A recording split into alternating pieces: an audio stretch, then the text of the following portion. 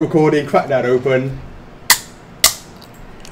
Boom! What is up, guys? This is Alex. You see, I'm too hot for this, Chocks. What is up, guys? This is Alex with Versus Figures. Hey everyone, this is Chocks.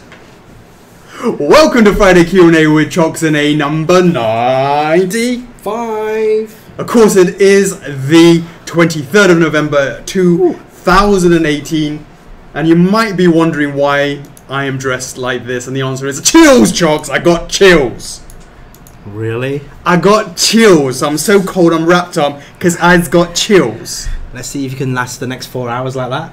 I've got chills because it's the first time in over a month that we've done one of these, and I've forgotten how to do it. So I got chills. It's goddamn hot. It's goddamn hot over here, guys. It was really hot. It's bloody hot. Bust that open. Woo! That is bloody hot. How you guys doing? How's your week been? It's been 7 days. We've missed you. How you guys be? God, 7 days. It's gone really quick. Very quick this week. Has it? Yeah. What have you been doing? Working.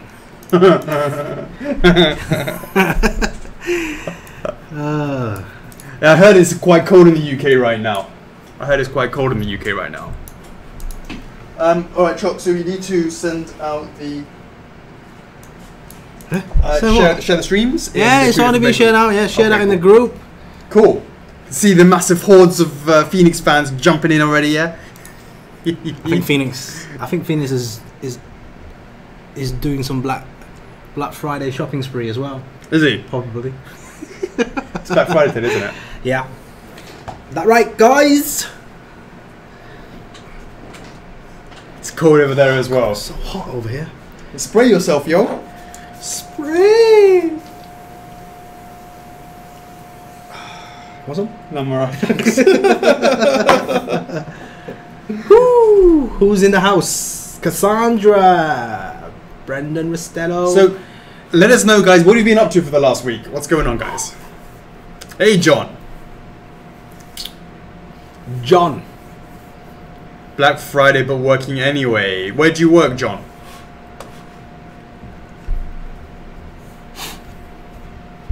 Just check this.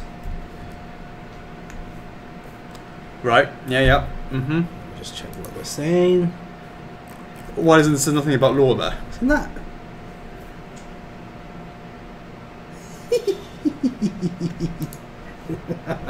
What?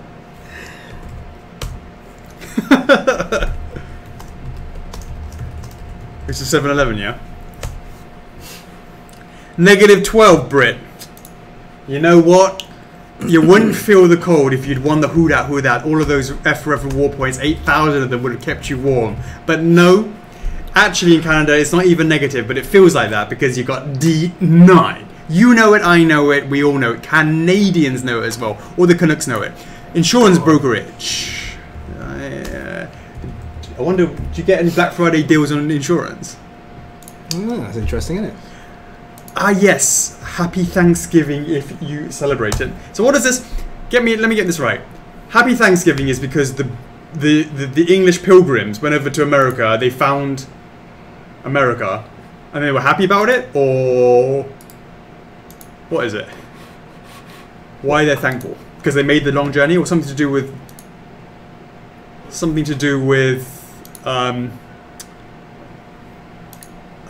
yeah, what was that all about?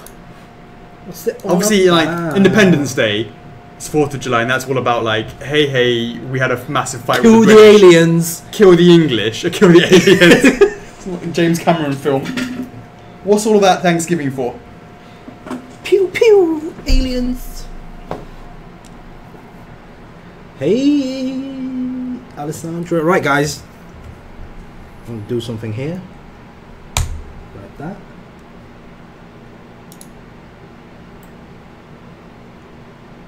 Like that. What is it all about? No one seems to know. What? What's it all about? God, how do I get rid of this? How do I hide this thing? Oh again? yeah, hide it. Yeah. Oh, let me do it. No, you gotta do it. Then I've gotta like refresh or something. Hide. No one seems to know what it is. 3 p.m. How you doing? Let me look this up. What's everyone thankful for?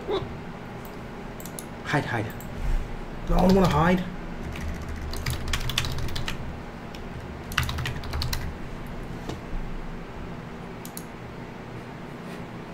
Just delete that. Oh, just happy that they got some food.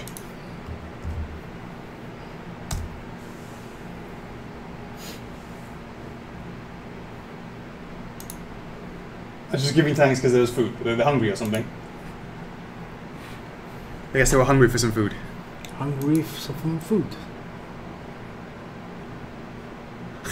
The nature took pity and Betty threw a meal for them. Okay. Alright, cool. Indians help them survive. Okay. Interesting. So what have you guys been thankful for? It's usually about, you know, thanking people. Have you been thankful for a lot this year? I know, John, you're all after that Bowser for sure. I know it. So today is, of course, we got a lot to go through today. Phoenix Wright reservation stream. So that means that we're going to be quite specific about the timing. We must start that at 12. 12 on the dot. To start talking about Phoenix Wright, everything about Phoenix Wright. Yeah. You know. Although, yeah, okay. And then, so we're going to look at the Q&A and all that sort of stuff and make sure whatever happens, if we get to 12 and it's not finished, we stop it right there. Right? Right. We've got to be quite strict about that. Is that so right? we start the Phoenix Wright reservation thing, you know, talking about the product, talking about the shipping, the pricing, the additions. We'll talk about that from 12 o'clock. Correct. Right. So from now till 12, it's all about notices, week in review, Q&A, King of the Ring, etc., etc. 3 p.m. I just saw that, cheeky. Nice one, Cassie B. That's... A lot of people don't have that as well, so for sure. What are you picking up, Thomas?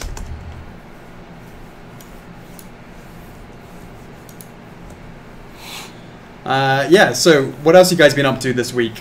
Apart from Thanksgiving? I guess Americans, Wednesdays off and then the next 2 days. So it's been quite chill from that point of view for me, at least in terms of submissions and stuff. Haven't been sort of doing a lot of submissions to the US because I know that most of the people won't be there. Whew. But for sure. Cool. Let's go through the notices, Chocks. Right, guys. Just double check this. That's it? I'm sure we've done more than that. Right, notices this week, guys. Thanks for joining the stream. If this is your first time joining the stream, make sure you join our First of Figures official collectors club on Facebook. We have lots of fun in there every single day. Lots of sneak peeks, giveaways, etc. And since we're talking about giveaways, I want to mention that today is day 4 of the Spyro Reignited Trilogy giveaway. Alright guys, so if you don't know about this, basically I've pinned the blog post in the pin post right now, and since the game was launched last week, we worked closely with Activision for them to sponsor us with 10 copies of the game, 5 copies of PS4 and 5 copies of Xbox One. Every day will be a different version. So the first day was the PlayStation 4, second day was Xbox One, and the third day was PlayStation 4. So tonight it's going to be Xbox One. 3 winners have been chosen already. We're on day 4, and the tasks are really straightforward, very simple. The task will be posted on the main page, the Facebook page, and also updated every single day in the blog. And basically it's to do with the hashtags. So tonight's stream, we're just going to jump straight away and start off. The hashtag is hashtag F4F Spyro Reignited Trilogy. Damn! It's a long title. So I'm going to post that in the comment right now. So what that means is by the end of this stream, hopefully around about 1 a.m. Miguel, our blogger, he will choose a random person from the stream that left the hashtag. Pin that one then. Well, this is the blog, right? But people won't know, right? Okay, so they've got to read the blog and then they'll. Yeah, so okay. I'll just probably just occasionally just type in like that. Exactly what Victoria Cromley's done there. So for a chance to win the Xbox One copy of Spyro Reignited Trilogy tonight, make sure you leave that hashtag in the stream. So by the end of the stream, Miguel will choose a winner, and then we'll announce the winner shortly after the stream, and then we'll start next day's giveaway, day 5. That will be the PS4 on Saturday. Do you know what? Are we announce how we're doing that yet? Yeah, we'll do that after the stream. So everything's pretty much after the stream. So first of all, tonight, obviously, the Phoenix Wright pre-order. We'll do that after the stream right away. We'll enable it. We'll make it live after the stream. Shortly after that, we'll do the Tekken Law pre-order. You guys remember that? Martial Law. All 4 SKUs will be reopened shortly after Phoenix Wright. Give the Tekken fans a chance to pick up Law. If you picked up Jin or King, make sure you get the 3rd character in the line for the line to continue.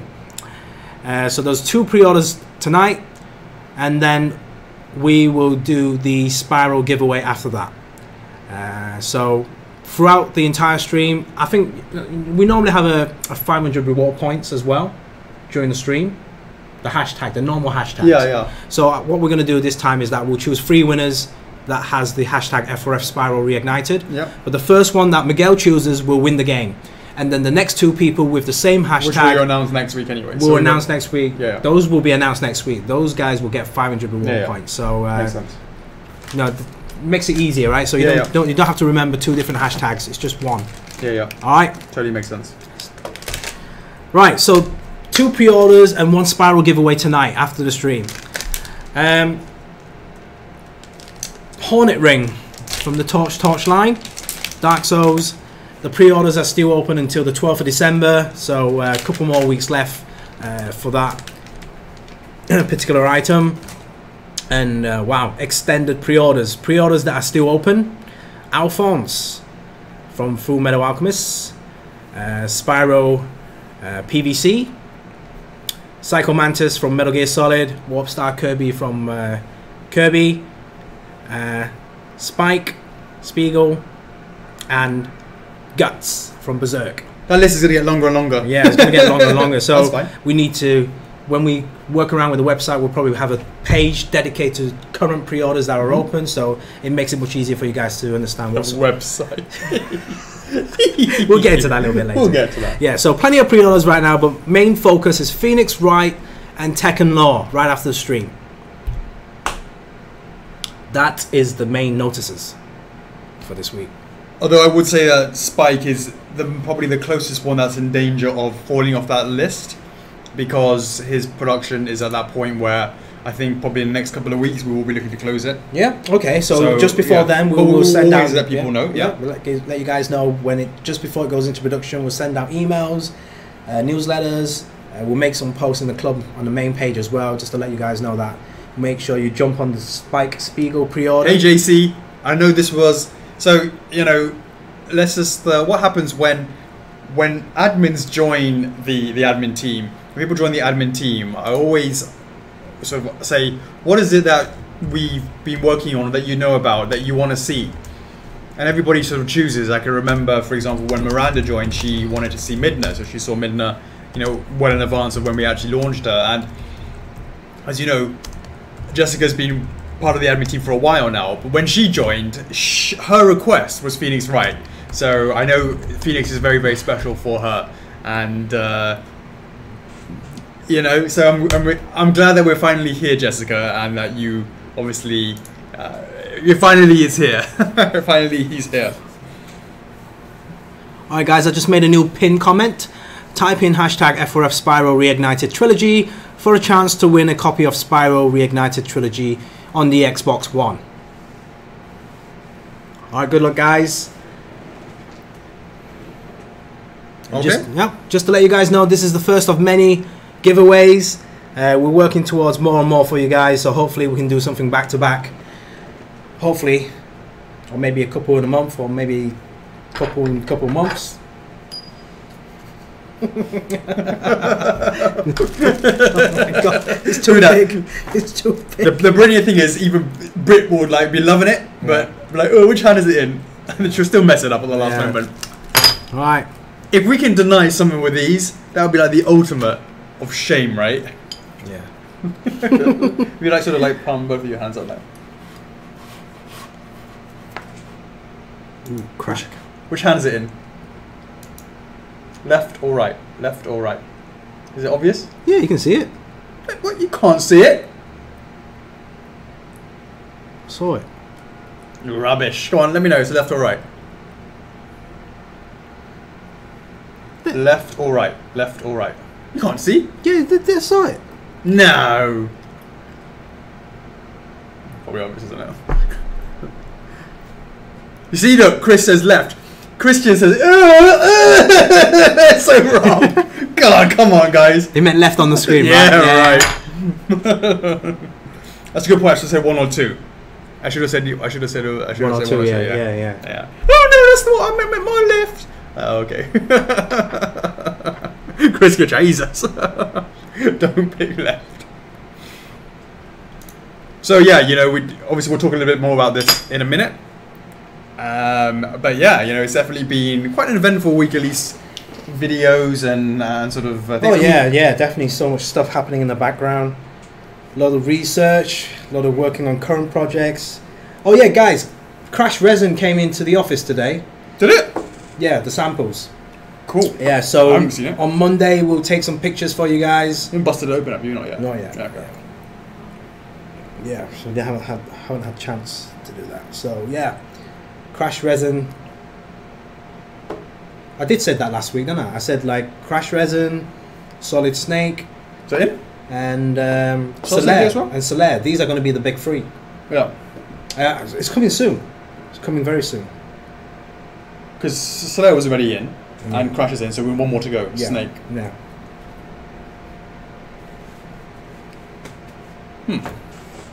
Cool.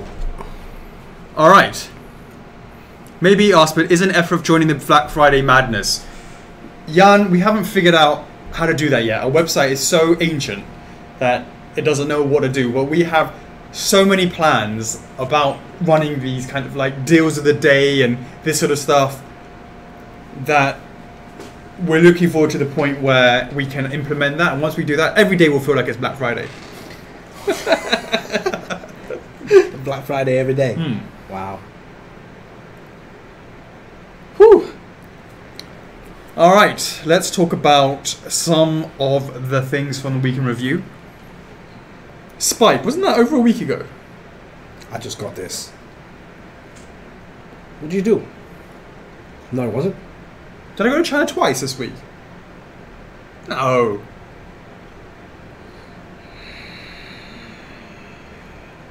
I went to China on Friday last week, but perhaps I didn't post that until Spike until right after the stream. Yeah. The I think that's weekend. So it's what probably it was, the weekend. Yeah. Okay, that makes sense. The weekend thing you did. Yeah. And the reason why is my phone It's is the super eyes, isn't rubbish. it? It's the eyes. The eyes. Yeah. The way that the Spike's gun. eyes. The way, because before, Spike and the hand and the Spike and so this is his pocket, and his hand was actually a slightly higher level, right? It was like a slightly higher level, Yeah. and it was like cut off, right? Yeah. Now from a distance, it looks like his hand's in his pocket, but if you look up close, it doesn't. So what we did was extended the pocket so it came up a bit more and then went over. So it looked more like that, and now that looks like the impression that it's going in. That was something that, unless you're looking for it, you wouldn't notice it. Now, of course, if you didn't, but once you did notice it, you'd be like, oh, that's kind of like annoying. So I wanted to make sure that was changed. The hair, I made it about 20 to 30%, a little bit more green, so it's a little bit more obvious. I'm not sure how it came up on camera, but you definitely can see it there. In the real life, it's definitely there. The eyes, we sort of slightly tweaked at the top. It just very slightly made it a little bit straighter. That was pretty straightforward. And was that it? Yeah. Oh, the eyes. we changed the cigarette to metal.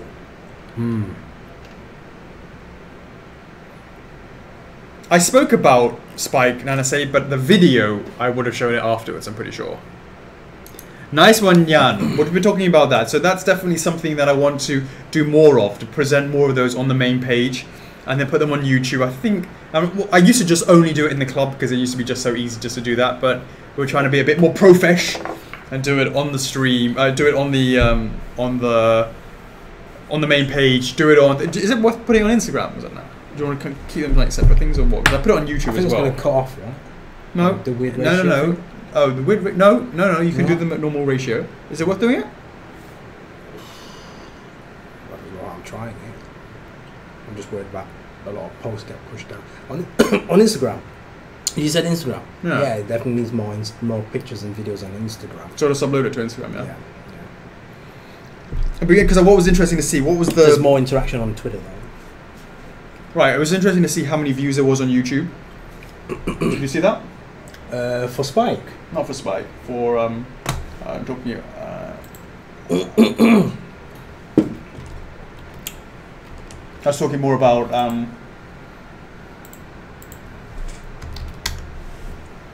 Variasuit. Part 1 and 2. Bearing in mind it's just a random video that we put online, and of course we didn't sort of like, because what we used to do is we used to put it online and we used to then tell everyone to go from Facebook to their YouTube video, but now we natively upload it to Facebook, right? So now we natively upload it to Facebook, right? That means that we that you don't have that traffic that comes in from. So this is just pure Facebook. So this is pure YouTube people on it, and we have 400 plus on both of them. Better than nothing, isn't it? Shit. Well, it's better than not. No, it's better than the Q&A ones. Yeah, no one gives a shit about the Q&A ones. They're just there just for... It's plastered everywhere, isn't it?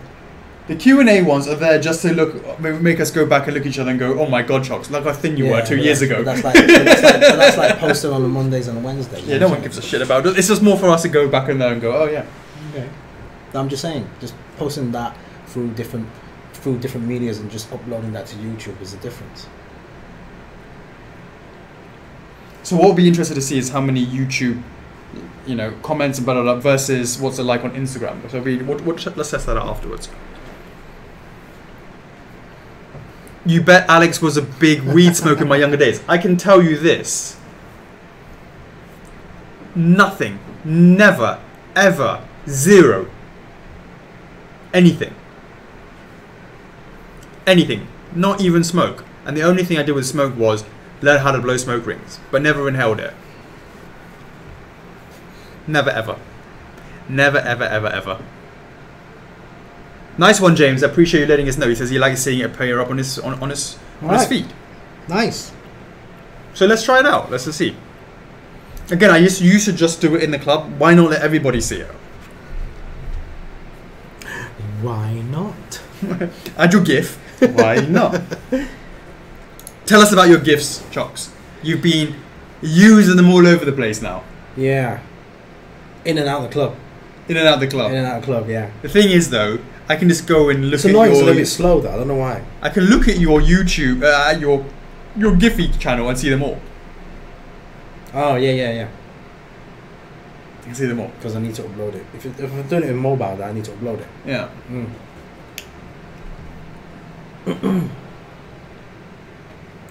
There are tools to upload to Instagram, Facebook at the same time. Yeah, I mean, Hootsuite and stuff like that. No, 3 PM, it's 100% true. 100% true. 100% true.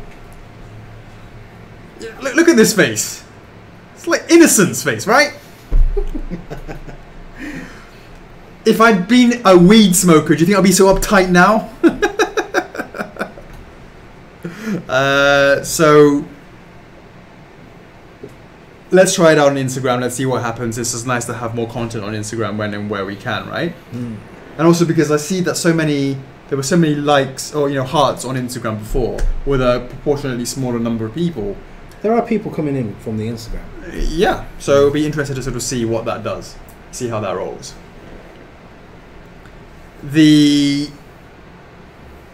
So the crash production diary, because again, this was from when I went on that Friday. So yeah, again, I guess I sort of did them over the weekend, right? Must have been the same thing. Mm.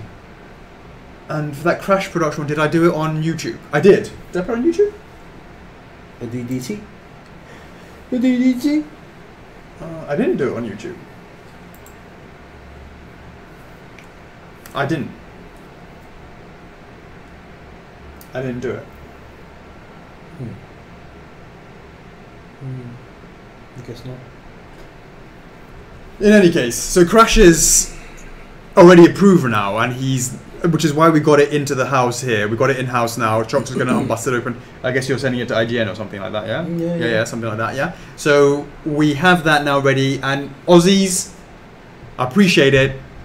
You're going to be guinea pigs. Send them out from the Asia warehouse. Let's get that out and let's make sure that they arrive okay. No paint rubs, no breakages, all that sort of stuff. The beauty, of course, is because it's done by courier post, we can get response quite quickly.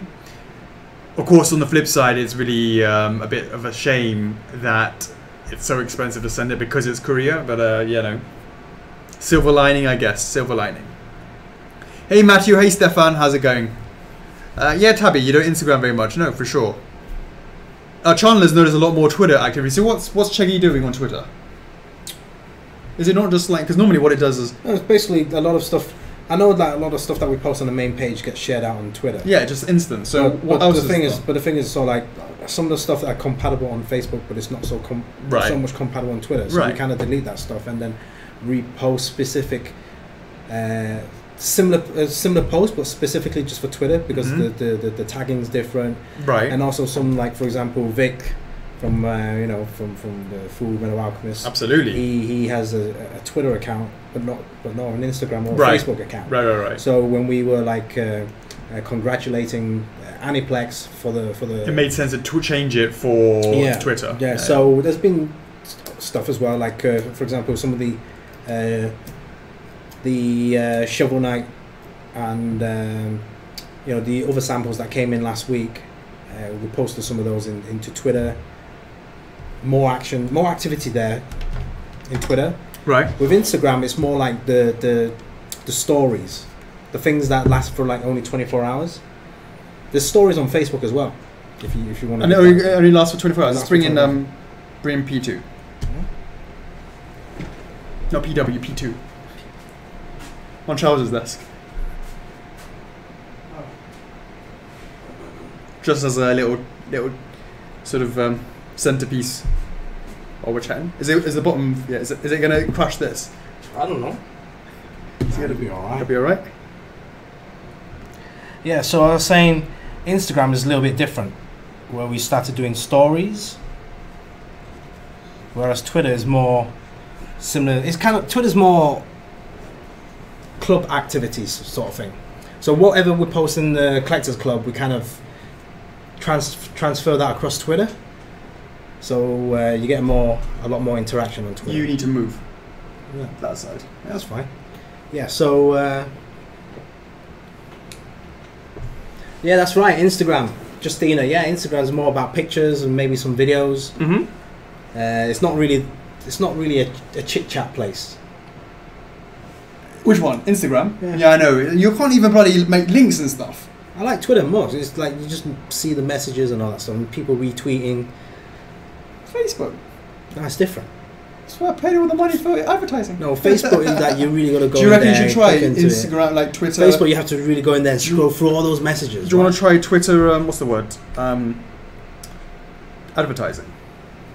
Sure. All right. What does a green booty look like? So of course we have Shovel Knight Player 2 variant that will be going live in the next couple of weeks or so. And it's going to be part of the companion piece concept. So the number is not necessary to buy it if you want the next in the line, which will, if there's enough demand for it, will be either Plague or Spectre. So yeah, just wanted to, just obviously you guys have seen the blue one and the ornate one. Just wanted to show you that. Twitter can reach a lot of different people. So it's, you know, 3 p.m. I'm looking at that booty right now. Thick. Yeah, just you know, for sure. It's definitely Facebook is usually, you know, is where we sort of started, and is sort of where the majority of our stuff is. So majority of our stuff is obviously with Facebook. That's right, Kelly. It's exactly what's going to happen with that. Exactly what's going to happen with the Spyro variants as well, and the Mega Man variants and all that sort of stuff. Yep. Let's start memorizing companion pieces. Absolutely. Addition. They are additions. Well, to but also, line. there is variants that is obviously a companion piece concept, but of course, then you do actually have pure companion pieces, Yeah, but which that's what I meant. Variants is part of the main launch normally, as in like Twilight Edition, that kind of stuff. That is part of the launch, right? That particular one was, yeah. Yeah. So but I'm just saying, like subsequent ones. They are not needed to buy in order to get the next in line. In that case, it'll be Dracula. But I'm saying there's also the pure companion pieces that we're working on. Yeah. Of course, that would be the mini Aquaku masks, and then you also have the Alucard familiars, different forms, I should say. So you know, there's definitely stuff like that. But that's the more of the truest sense of the word of the companion piece, as well. So moving on, we did the Crash DDT. He passed. The question is though, it passed me chucking it around like a maniac. Did it pass Shen Feng delivering it over here? Yeah. So I have to sort of see how that goes down. Then for Various Suit, it's been quite. We sort of briefly talked about it a little bit earlier. Various Suit. I did it in 2 parts. One was the pre-production kind of assembly stage where you can see how the wires sort of work and how they're going through the body.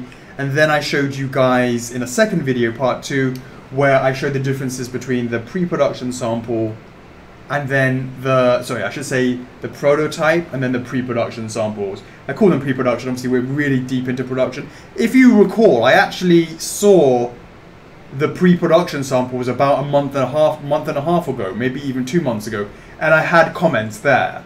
And at that stage, we were still at the white casting stage. And it's been 2 months since then, and they've been working really hard of like sort of going through the electronics and doing all that sort of stuff. Then so what I saw on Wednesday or whenever it was Wednesday, yeah. was the revised pre-production samples, if that makes sense, and that's where you had. Because I wasn't really happy with it before. So, but I was much happier than when I went back again on that Friday from the time I went 2 months ago. And obviously I did a video for that. If you haven't had a chance to check it out, you'll see it on YouTube, Facebook, and you will eventually see it on Instagram as well. So all of that sort of good stuff is happening with the Various Suit. It is super complicated, it is super difficult, really, really tough, but I really hope that when you receive it, you'll understand the difficulty in it, because it's not just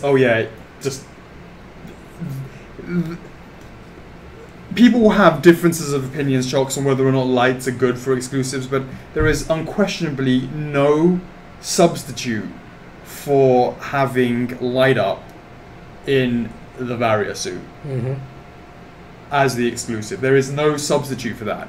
It would be a disservice to not have that Various Suit light up. So I can understand the majority of people may feel, not majority, or at least there will be a group of people that would rather have extra parts rather than lights up, but for something like this, it just makes sense. It just makes sense.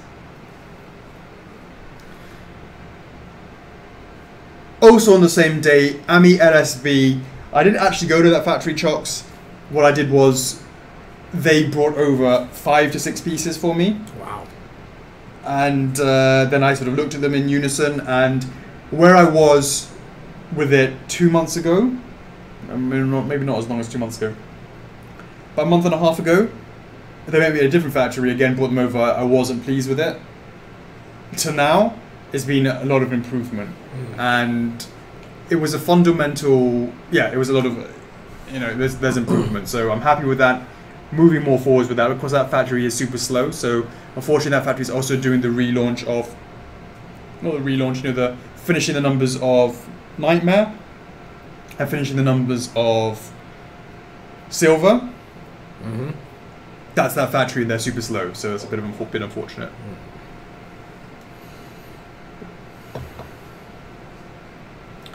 Thomas is not approved. You can't do that. Doesn't matter if it's sculpted or not sculpted. It's not been approved.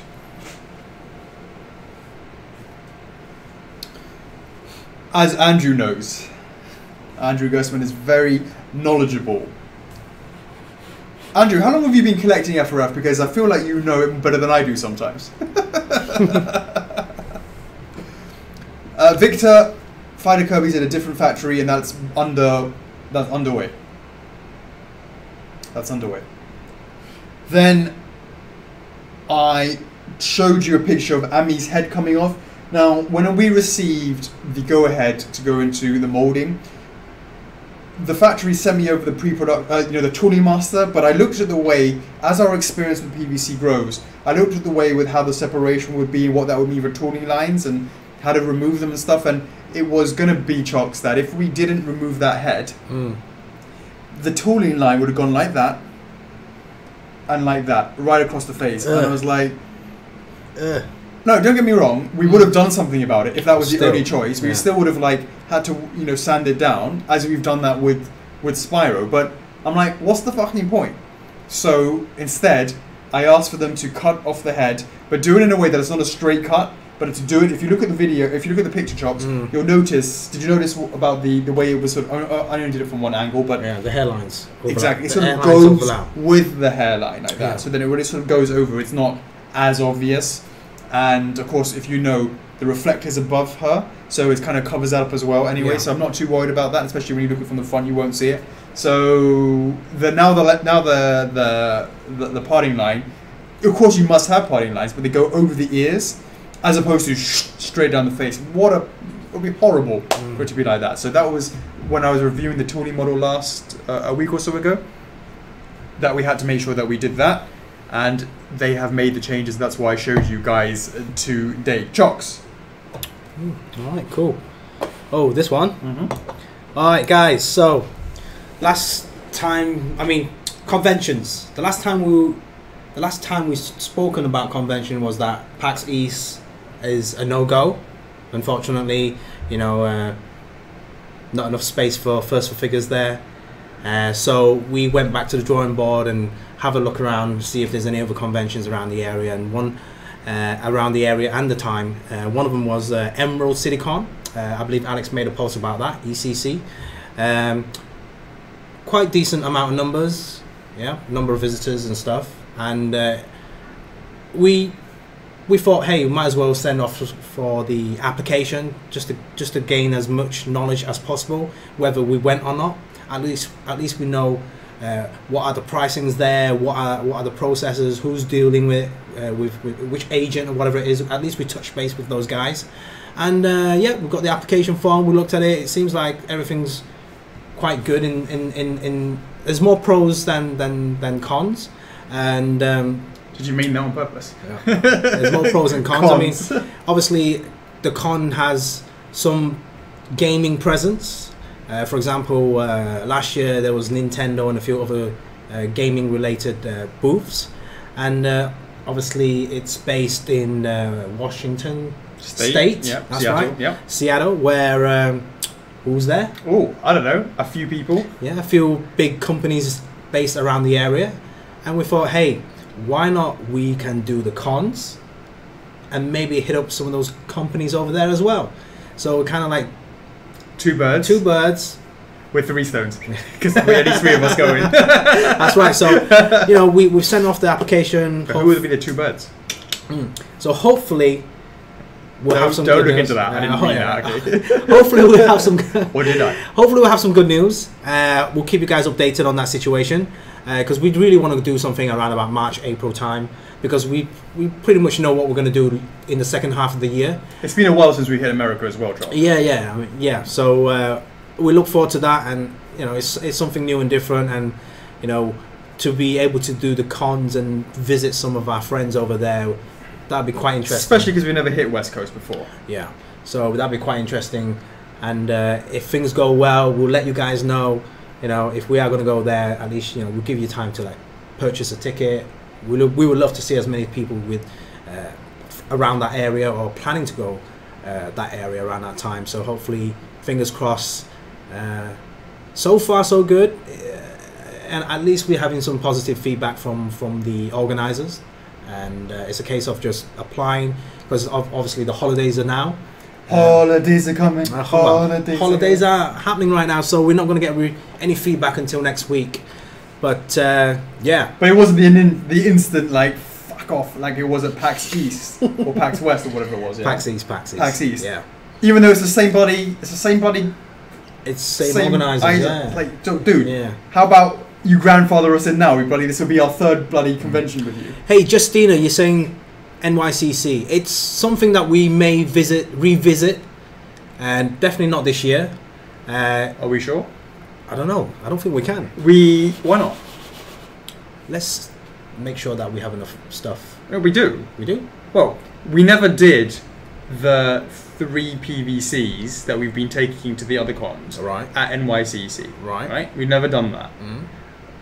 So in terms of that, it's not like going. I don't want to go back to MCM so quickly because we've already done those 3. What day is NYCC? I'm just worried it might clash. It's October, but we went at the beginning.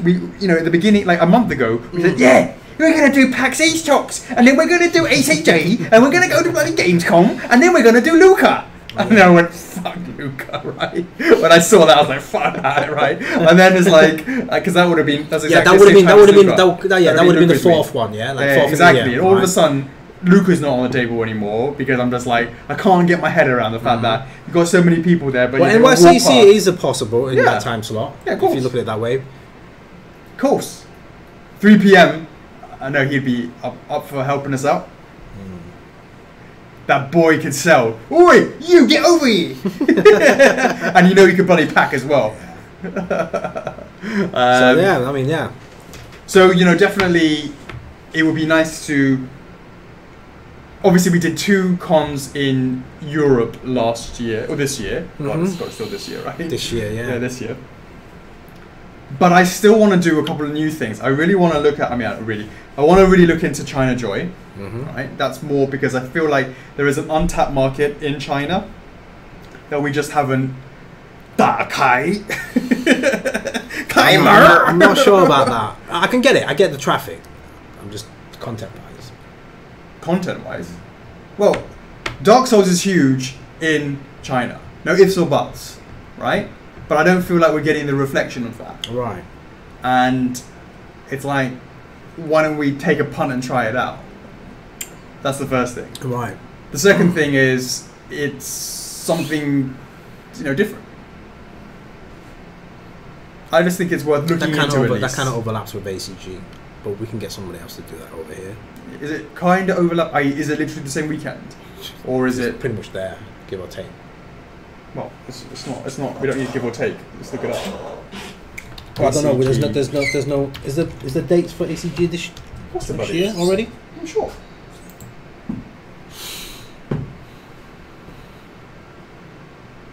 Nope.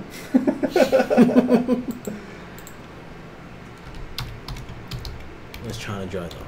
First week of August, maybe? Well, then that wouldn't be. It's probably more likely to be clashing with Gamescom rather than anything, mate. No, we can't clash with Gamescom.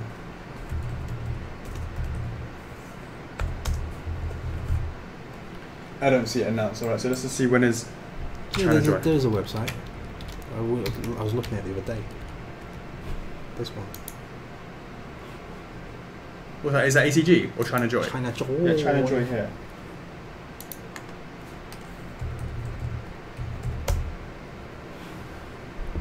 Right at the beginning of August. Yeah, first week of August, yeah. So yeah, it's probably the second week. It's probably the week right after ACG. ACG and the week before Gamescom. Oh fuck! When was Gamescom? Gamescom was. I thought it was back end of October. It's back end of October, yo. It was back to back of ACG. We flew. Nah, man, back end. Yeah, I told you, back end, yo. It's like 2 weeks in between. Plenty of time, mate. Plenty of time. So when we did the old Psycho Mantis just beforehand. Nana say, don't even pretend you're where you can't. Oh, wait, is that? What? No. Yeah, you know, so definitely it's possible. And then what are we going to do at the end of the year? Chocos and I were talking over dinner just earlier about the whole idea of hiring someone and that's their role is literally just as like, and then go from, if we do 4 next year to do what, you know, if not even do more. If we have someone and we hire them, because I was thinking of hiring that person to the back end of next year.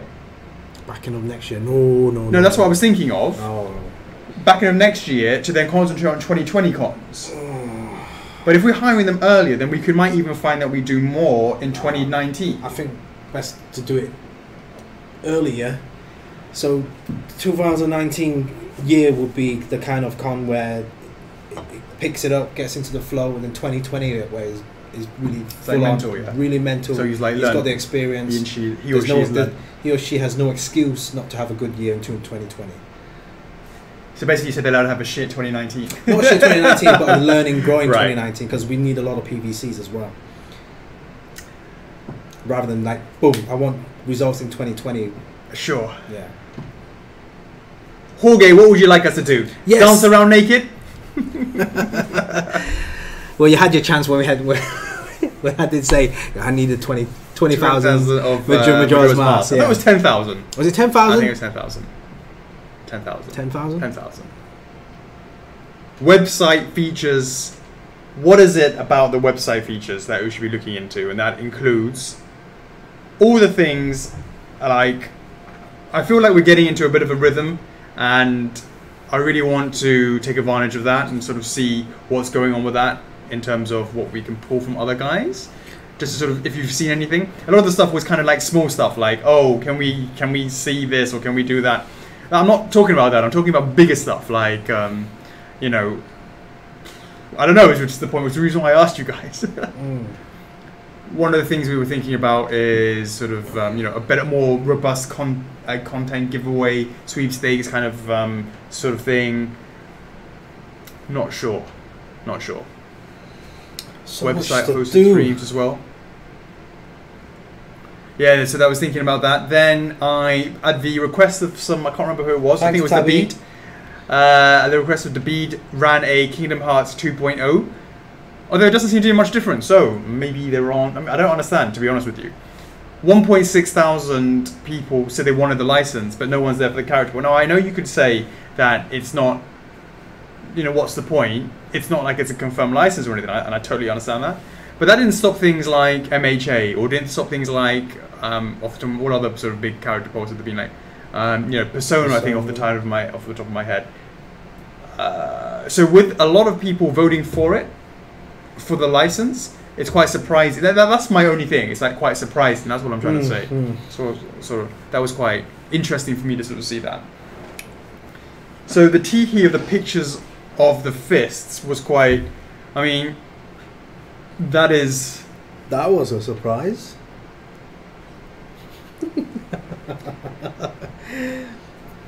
And the beauty of these teehees, Chocks, is when you go back and look over when you go back and think about them after we do it, they go, "Oh my God, is that what it was?"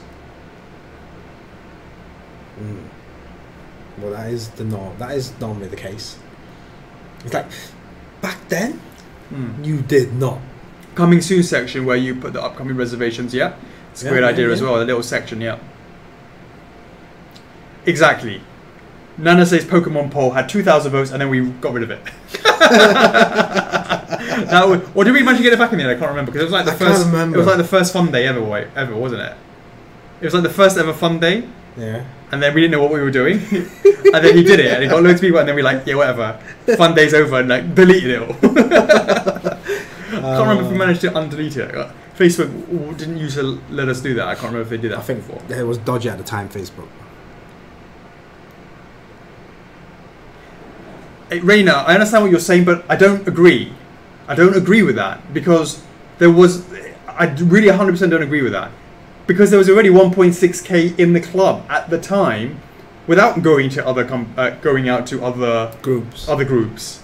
That's the point. I'm not talking about having to. I know there are Kingdom Hearts fans out there, but I'd be more comfortable in trying to go for licenses where we already have people who are already in the club. And I thought that was the case with people voting 1.6, but yet no one was voting on the character. So I was just, it's just very interesting just to sort of see how much emphasis we put on the polls versus not. It just helps us better understand what the poll data represents.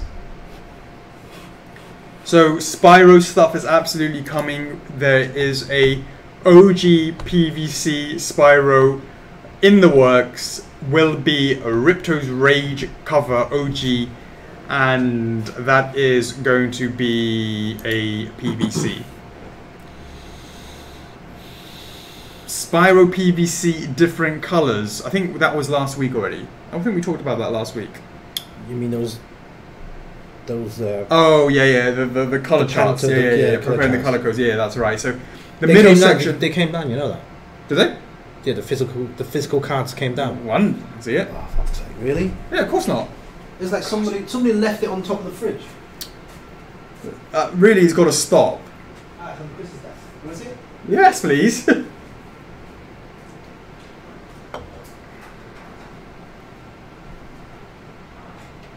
I didn't know. Oh, Law got it back yet? Nice. I didn't know until why is it on that desk? And nobody said anything. It's ridiculous. Ridiculous. So a lot of the people, I'm not saying a lot of people, but I always wanted to make sure that it looks like a nice little rainbow going on over there. Always wanted to make sure that it didn't look, what's the word, one color. I didn't want it to be solid one color red, one color yellow, one color green, etc. So yeah, a lot of people thought of that. Yeah, I thought it was going to be like that. No, it's not going to be like that. It's going to have some gradients to it. It's going to be like this. Player 2 Shovel Knight. Right. Gradients. That's a great example. So you can see that there's a really nice, vibrant green. That's right, Tabby. Tabby says she's going to get 5 blues. Really? She likes blue, yeah? I like blue as well. She want to scatter them around so her boyfriend could like see it everywhere. I like it. So you can see the 3 different colors over there. And we're going to look to see if we can add some sort of pearl finish or something just to give it a little bit more sheen. Pearl. Yeah, again, we sort of need to see how it looks in the physics, but it's not going to be just one color. The blacks, though, that's... Oh, well, you've got some blacks and greys. Yeah, you've got some blacks and there's some greys, variations in there that. There are some variations. Some variations of that. They're very bright. What's that? What's the word? What is it? Vanta black. What was that? Pure black. Vanta black. Oh, black. Was it Vanta black or something like that? Yeah. The blackest of the blacks. Yeah, that's crazy. So this is the yellows. It's most likely the middle one is the base color. I'm not sure if that's supposed to be like that. I'm not sure which one in the middle was in that bit. It has that very fluorescent look to it in the game. Yeah. Exactly. Yeah. So I use it more very, looking dull, very bright. So I'm thinking shiny. of just having a pearl finish on it. Let's chrome all that shit. Oh my god. Well, could be. No, that's too metallic looking rather than what it's supposed to look like. Make it all metallic looking. That's quite a strong, vibrant pink. Make it all glow in the dark.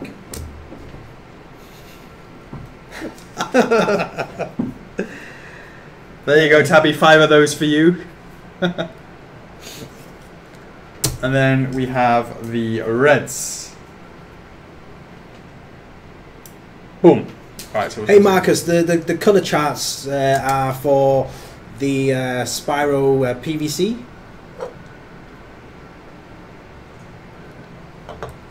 And then over to you, Chocks. Yeah, and then if you use the cheat codes in the game, in the reignited game, you can alter Spyro's body colour.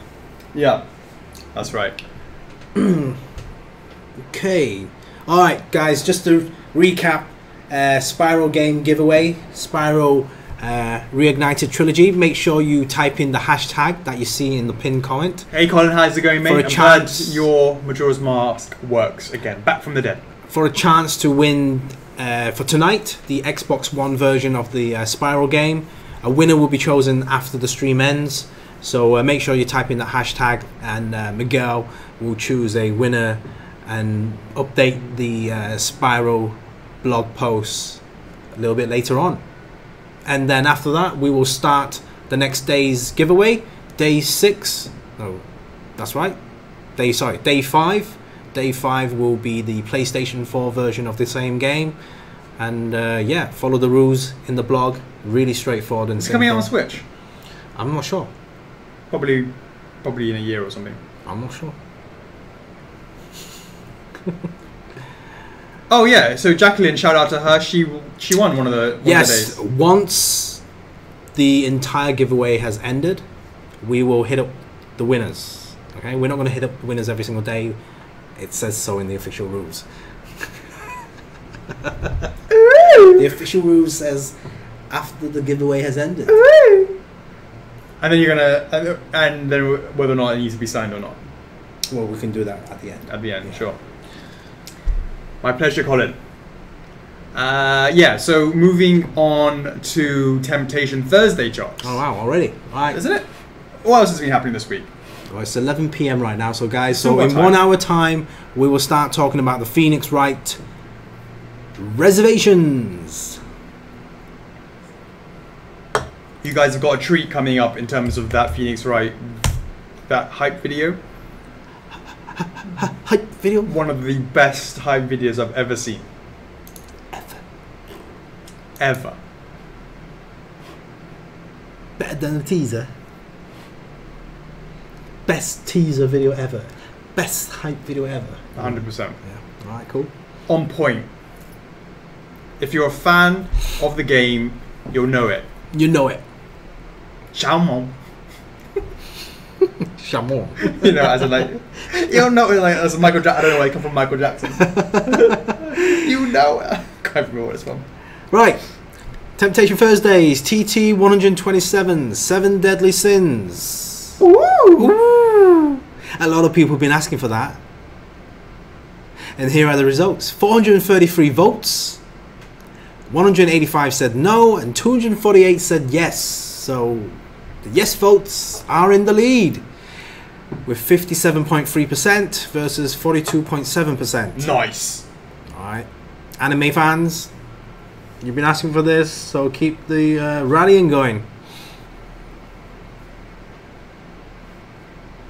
Right.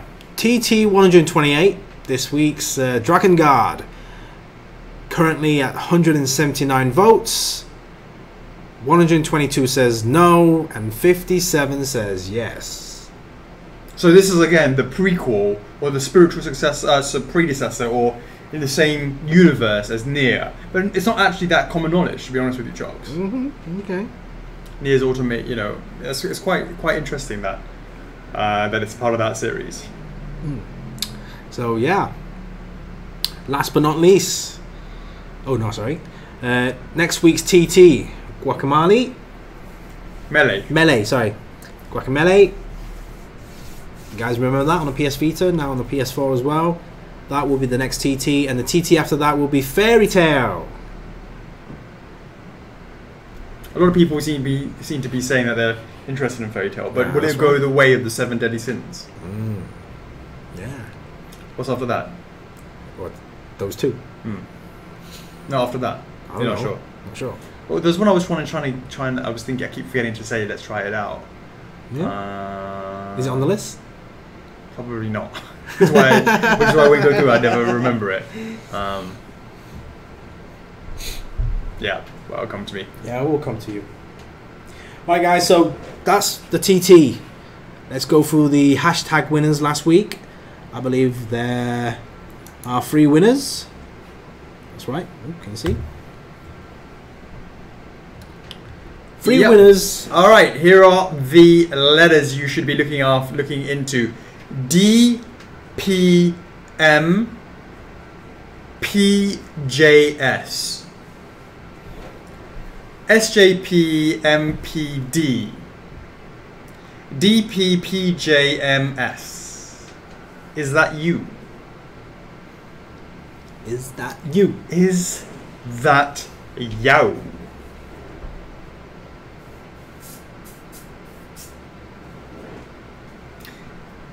Perfect timing for Uncle Scabs to join. He's Why? John Scabler. Ah, with a J and an an S, which is what we need, right? So it's perfect timing for him to arrive. I'll go through that one more time. JMPSDP. Hey Fermin, won't be long. Phoenix Wright in about 1 hour's time. Thanks for joining the stream. Barcelona. Nice one. So, the winners are... But unfortunately, we don't... Scott Denninson has a chance. He does. The S and a D. These are 500 war points for those who entered in last week's hashtag. Now, of course, Uncle Scabs is John Scabula, right? But we know him as Uncle Scab, so he's a US. That's right. He's US, so he doesn't get it. Doesn't count. He doesn't get it. All right, let's kick it off. We have winner number 1, Sean C. Mashi. Congratulations for winner number 1. Winner number 2, Jennifer Priester. Well done to you. And last but not least, Peter Decker. One more time, Sean Mashi, Jennifer Priester, and Peter Decker. The 3 winners for this week's hashtag. Last week's hashtag, I should say. Of course, this week's hashtag is hashtag F4F Spyro Reignited Trilogy for a chance to win a copy of the game, and also, of course, to win 500 war points chosen at random, announced next week. Hey, Catherine. So, guys, just for this week's hashtag, just post the one that you see in the pinned comment. So the first winner will be chosen tonight. The winner will win the game, and then the other 2 winners will be chosen over the course of the week, and we will announce the winner next Friday. Those 2 will win 500 reward points each. Yep, absolutely. All right, King of the Ring.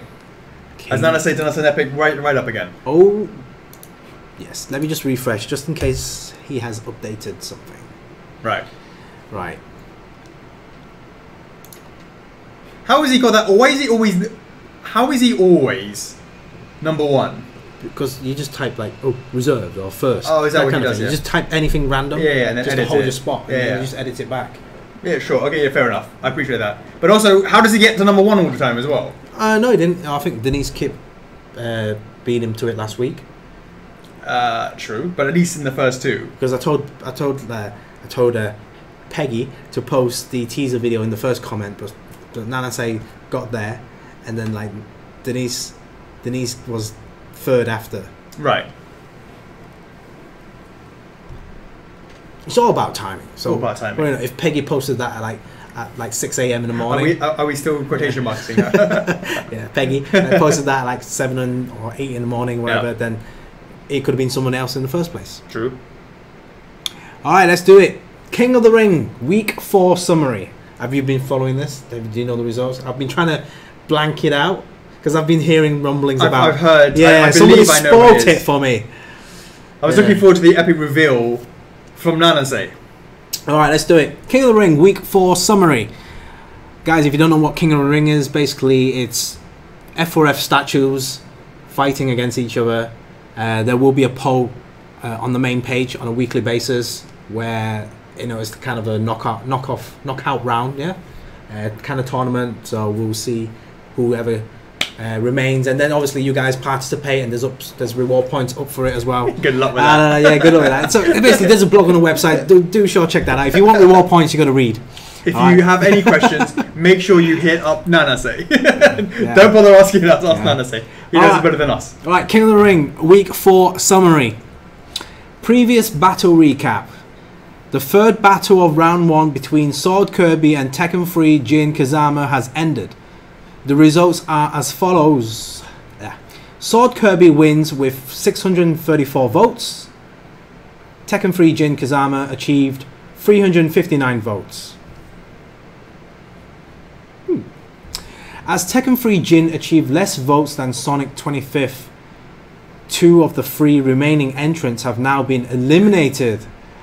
Oh my god. Double denying. 2 of the 3 remaining entrants have been eliminated, so we're down to 1.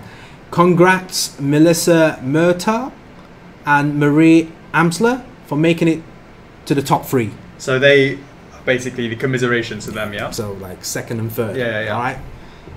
Rose Pisiri is the only participant who successfully predicted this outcome. Nice one. What is this? This is round 4, yeah. This is round 4, yeah. Round 4, week 4. Yeah, week 4. I love it. Let's give a massive shout out to Rose for being the last man standing in tournament 2. Well done, Rose. Right. Look, Marie's here. Hey, Marie. Hey, top 3's not bad. Right, current battle. The 4th round 1 battle is now underway between Breath of the Wild Link and Zero Suit Samus. The current vote count as of 23rd of November, 11:51 GMT was Breath of the Wild Link currently winning with 1.1k votes. Jesus. Zero Suit Samus currently a day or so, isn't it? Zero Suit Samus currently losing with 231 votes. I hope you got your vote right, Rose. The votes remain. But it's not just that; it's also where Zero Suit Samus ends up as well. True that, yeah. It's not just who's going to win that one, yeah. And it's only 231, which is quite low, right? Yeah, exactly. The votes remains open until Wednesday, 28th of November, so make sure to get your votes in. Rose. Prediction. Nana say, can you get your correction of plural and I know. Get your vote in. No, sorry, it's correct. By getting your votes in. Yeah, that's true. Yeah, because other people can vote. Other people can vote. That's right. So guys, make sure that Rose gets through to the next round, right? Yeah. So whatever Rose votes, make sure you follow her lead, right? We should totally like blank that shit because they could absolutely just the community can rally around Rose and just basically that is true. Can like totally frig it. All right. We should like totally bring that down and hide that post. Unbelievable. Right, prediction analysis. After analysing the previous battle rankings, there is 8 possible outcomes to this battle. Wow, and only 1 prediction. So she's got 1 in 8 chance to get this. The odds are massively against our last remaining entrant. Ooh. Rose has predicted that Zero Suit Samus will win and that Breath of the Wild Link will be ranked. Oh my god! Will be ranked higher than Sonic 25th. She said that Zero Suit will do better than Link. Will win.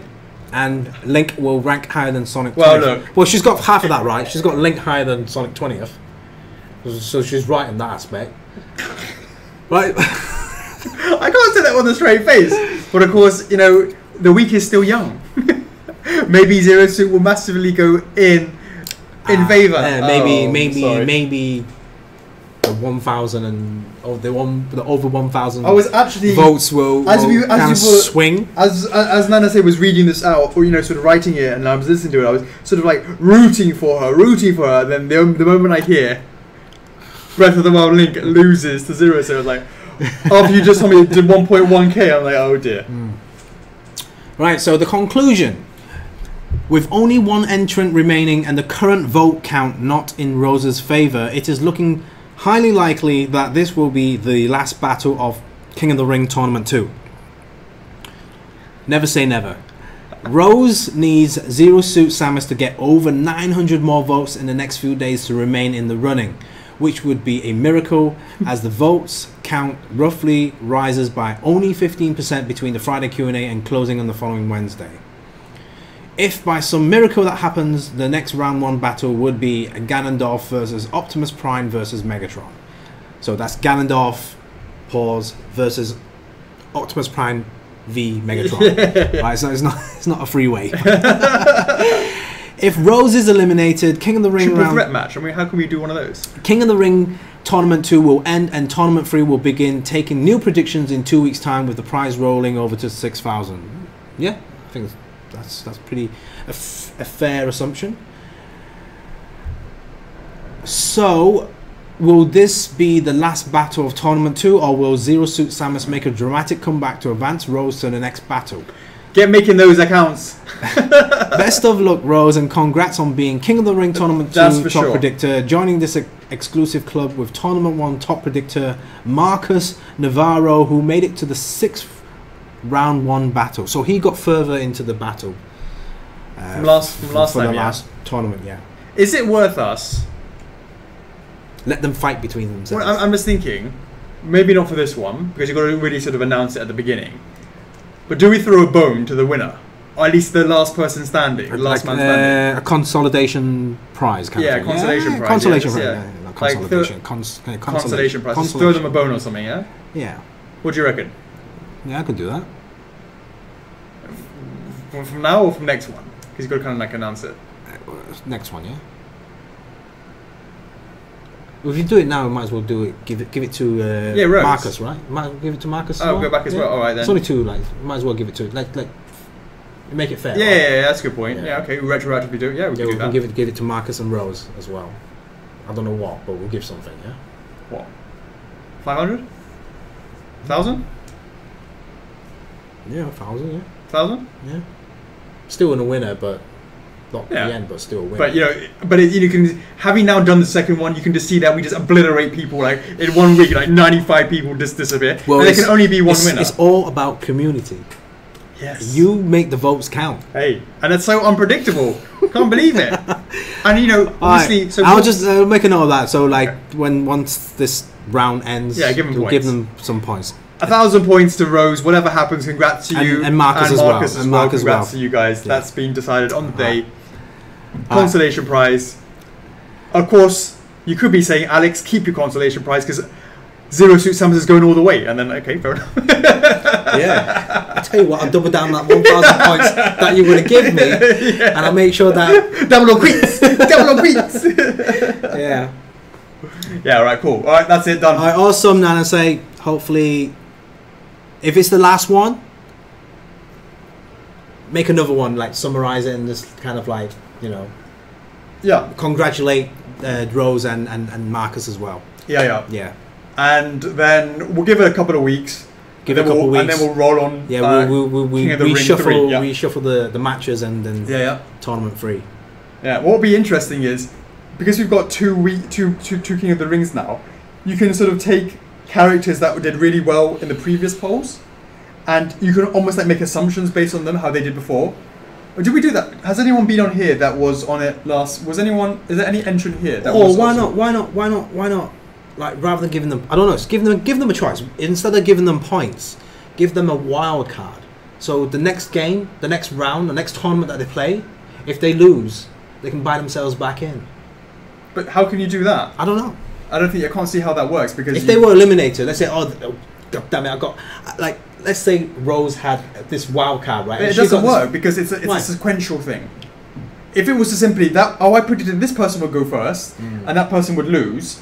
I understand that. You could go, fine, you got to pass to that round. It's like a buy-in kind of thing. Yeah, I get that. And you can totally do that if it was a head-to-head. But that's not the way this works. This tournament works on sequential 1 to 16, and therefore that doesn't work. Because you can't, like...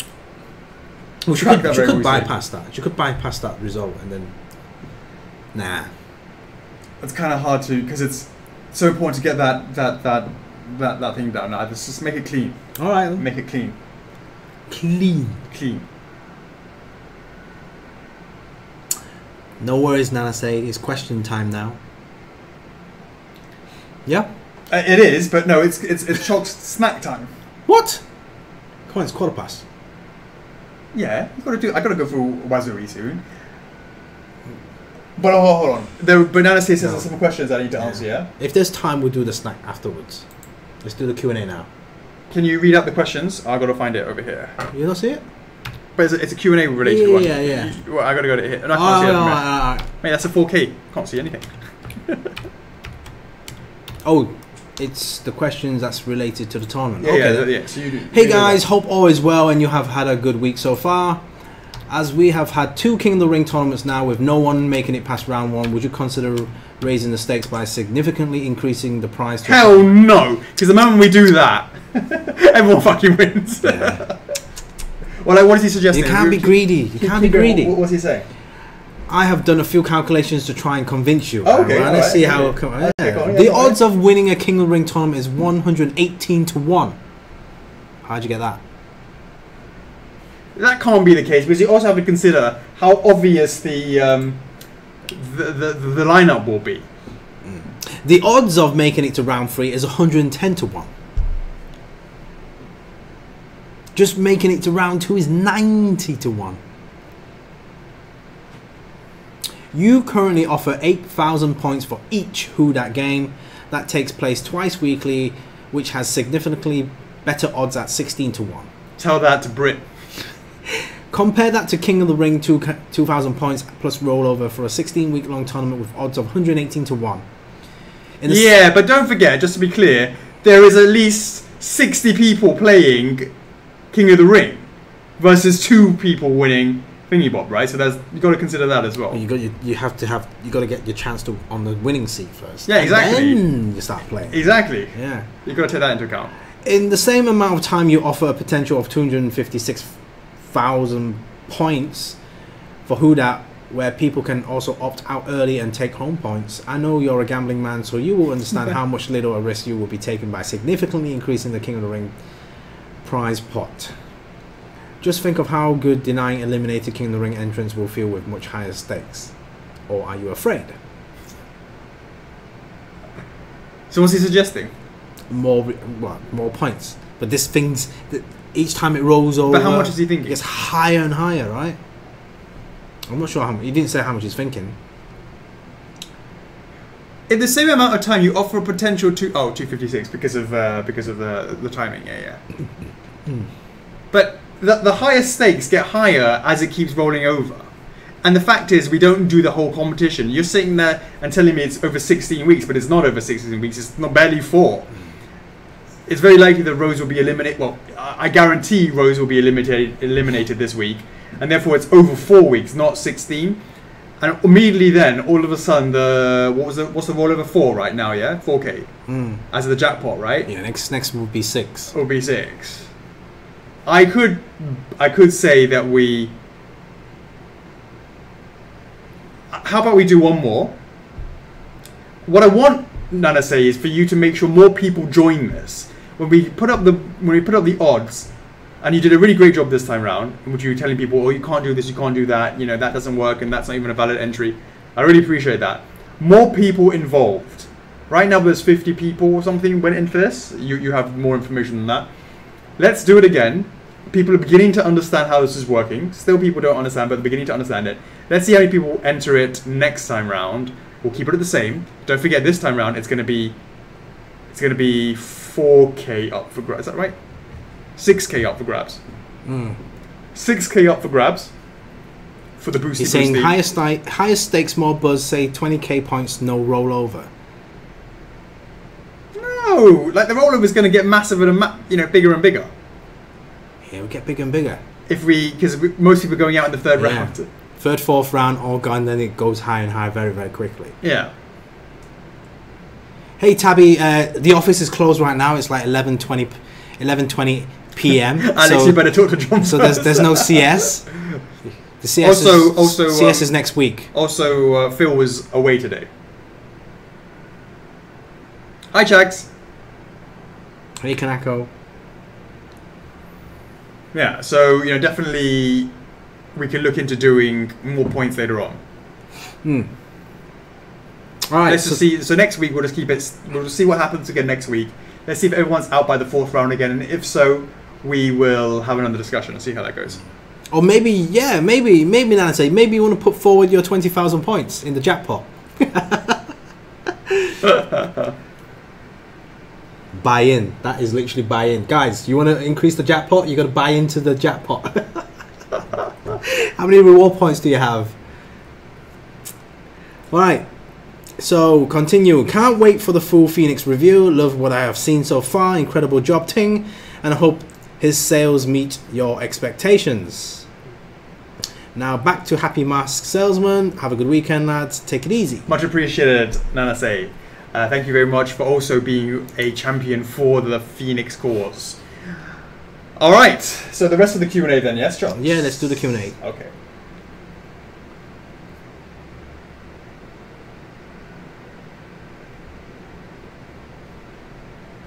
Hey Bart, you haven't missed anything. We're going through the Q&A, and around about midnight, we will start talking about Phoenix Wright. Absolutely. Denise Kip, when will the mini Akus be up for pre-order? We kind of said we wanted to do it at the point that you had your crashes in hand, and Crash is already at that stage, so we're no massive hurry to get that done. Maybe back end of December, beginning of January, because I think most people, at least, do we really want them to already have received it, right? Well, then that's going to be January then.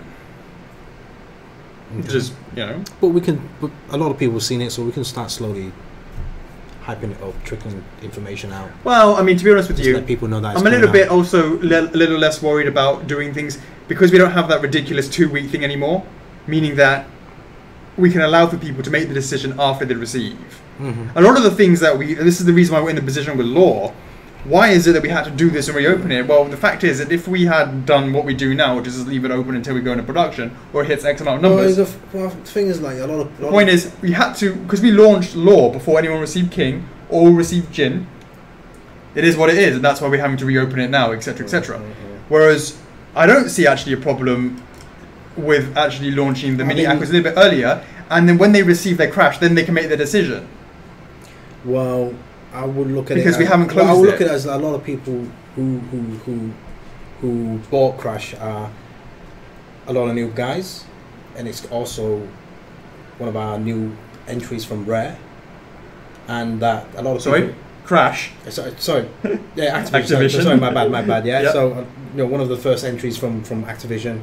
There's going to be a lot of new guys that's picking up for the first time, and those guys that had day one or no numbers, whatever it is, they might want to see things in hand. Right. So if we did do that quite early, then they might have the chance of not getting. But the point is, we don't have that rule anymore where we have to do it within 2 weeks, and therefore we can leave it open. So when they do get it, they can place their order because they go, oh, okay, now I understand they've got it in hand. Right. I understand what it's going to be like. I would definitely say that 100%. I would say, you know what, completely wait till everybody's got it, then launch it. But I don't feel like we need to do that anymore. I feel like we can launch it earlier because we can just leave it on. We have the ability to leave it open for much longer and wait for people to receive it in normal course of events.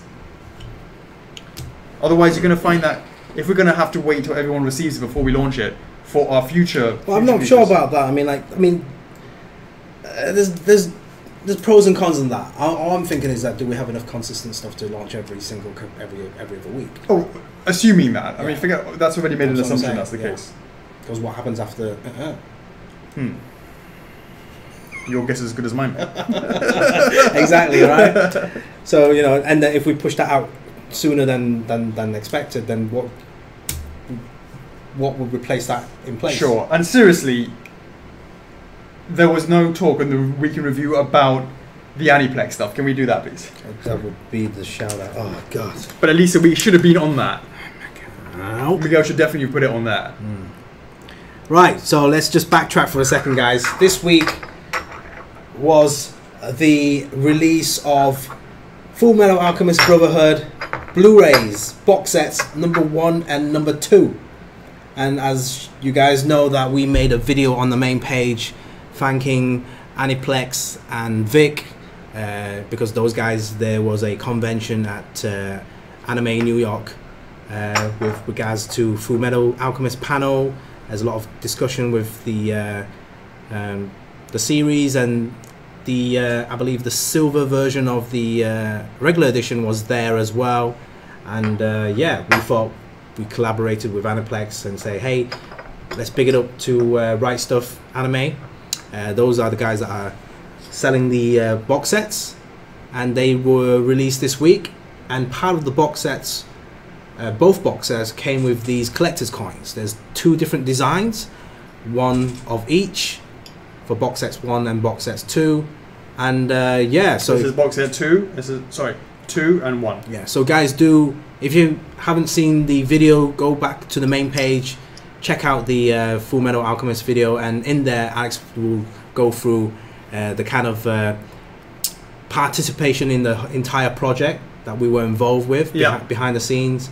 And it was a lot of fun, right? I'm sure it was for you. Playing around with different coins and how we came about. And I'm going to be honest with you, Chocks, having done this, because we've never really done this before, right? Having done this for Aniplex Yeah. meant that, you know what, we thought, you know what would be nice is actually add that to some of our own future, That'd be cool. for our own future upcoming products, Yeah. to throw in a coin here and there for, you know, the exclusive, what have you. And What do you think, guys?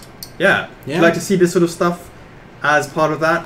As part of the products, or even as part of the core range? Yeah, I mean, I think that's right as well. You know, what I'd like to do is, you know, I don't know if Aniplex would let us, but maybe we could even sell these in different colours, as an example. I don't know if that would be... It's just some sort of... but it was nice to sort of go into sort of that learning experience to make sure everything lines it up, and then apply that to apply that to, you know, like, it was... The entire project was quite quick. Because we had to race against the clock, the deadline with the Blu-ray launch, and luckily things went pretty smoothly, so we got that out in time. And so guys, do check that Blu-ray box set out. Absolutely. Box sets out, yeah, but I should say. Absolutely. Yeah. Absolutely. Okay, shall I go on to the thing? Yep. Okay. Yeah. All right. Cool. These key. When will the mini? Oh, we just talked about that too. I never asked for you for a sneak peek. Surprise me sometime. It's from somewhere with something. You know what I like. Yeah, I know you like Dragon Ball Z. I ain't surprised you with anything like that, mate. So keep on waiting. Stefan Manali. So back to my Metal Gear fantasy. You said it takes a good year at least to develop a new figure. Can we get a character poll, or have you got another character in the lineup after Grey Fox? I hate to see the line dry up. We did do a character poll. Go find. I mean, you know, there is one around. It's coming to the point where maybe we can start looking at doing some other lines. Huh? Like not from Solid. Ah. Oh, okay. Snake Eater. Snake Eater. Whatever I mean. Okay, Francesca Daizotti. Drakengard is not that popular, unfortunately, so I'm afraid that the Cam TT is going to do so poorly. But I think a poll for the dragons in the series, with pictures of them, would help a lot. Any chance of something like that? Here's hoping to Drakengard TT does good enough. Well, yeah, it's not doing too well. In terms of whether or not that is something that we go back and revisit with dragons, there has been times that we've revisited things. Or at least we've been talking about doing that. One of the things that we talked about revisiting, wasn't it, Chocks, was Gears of War. We haven't done that yet, because we already did one for Sav. Ah, yeah. Savage Cantus, I should say. Yeah. Who's that? Yeah, right. He's yes, I remember from a. Anyways, in any case, we were going to redo a Gears of War TT, but we never did. But has there been anything else where we've done TTs twice? Yeah, we've done the Tales series. Yeah, but that's not quite the same. But it's still part of the world. I know what you mean, like not exactly revisiting the exact same title, but yeah. Well, you could also argue that Nier is also the same thing as well. It's just like the same man. So, but Automata. Yeah, 2B, right? That's obviously Drakengard as well, right? So, would you ever go back and revisit Drakengard with the dragons? You know, Chocks will put that under advisement, etc., etc. Halo has not had a TT, Chris Hart. Jake Mayer, you said in the future it will be more common to see the PVCs of something revealed before its resin counterpart. Will that always be true? I feel like a resin reveal is more grand, both in size and presence. Who cares about it being grand? The resin will... There's no point in revealing something that's cool if no one's there to buy it, or your market base is smaller than it could be. That's the point. That's my thinking.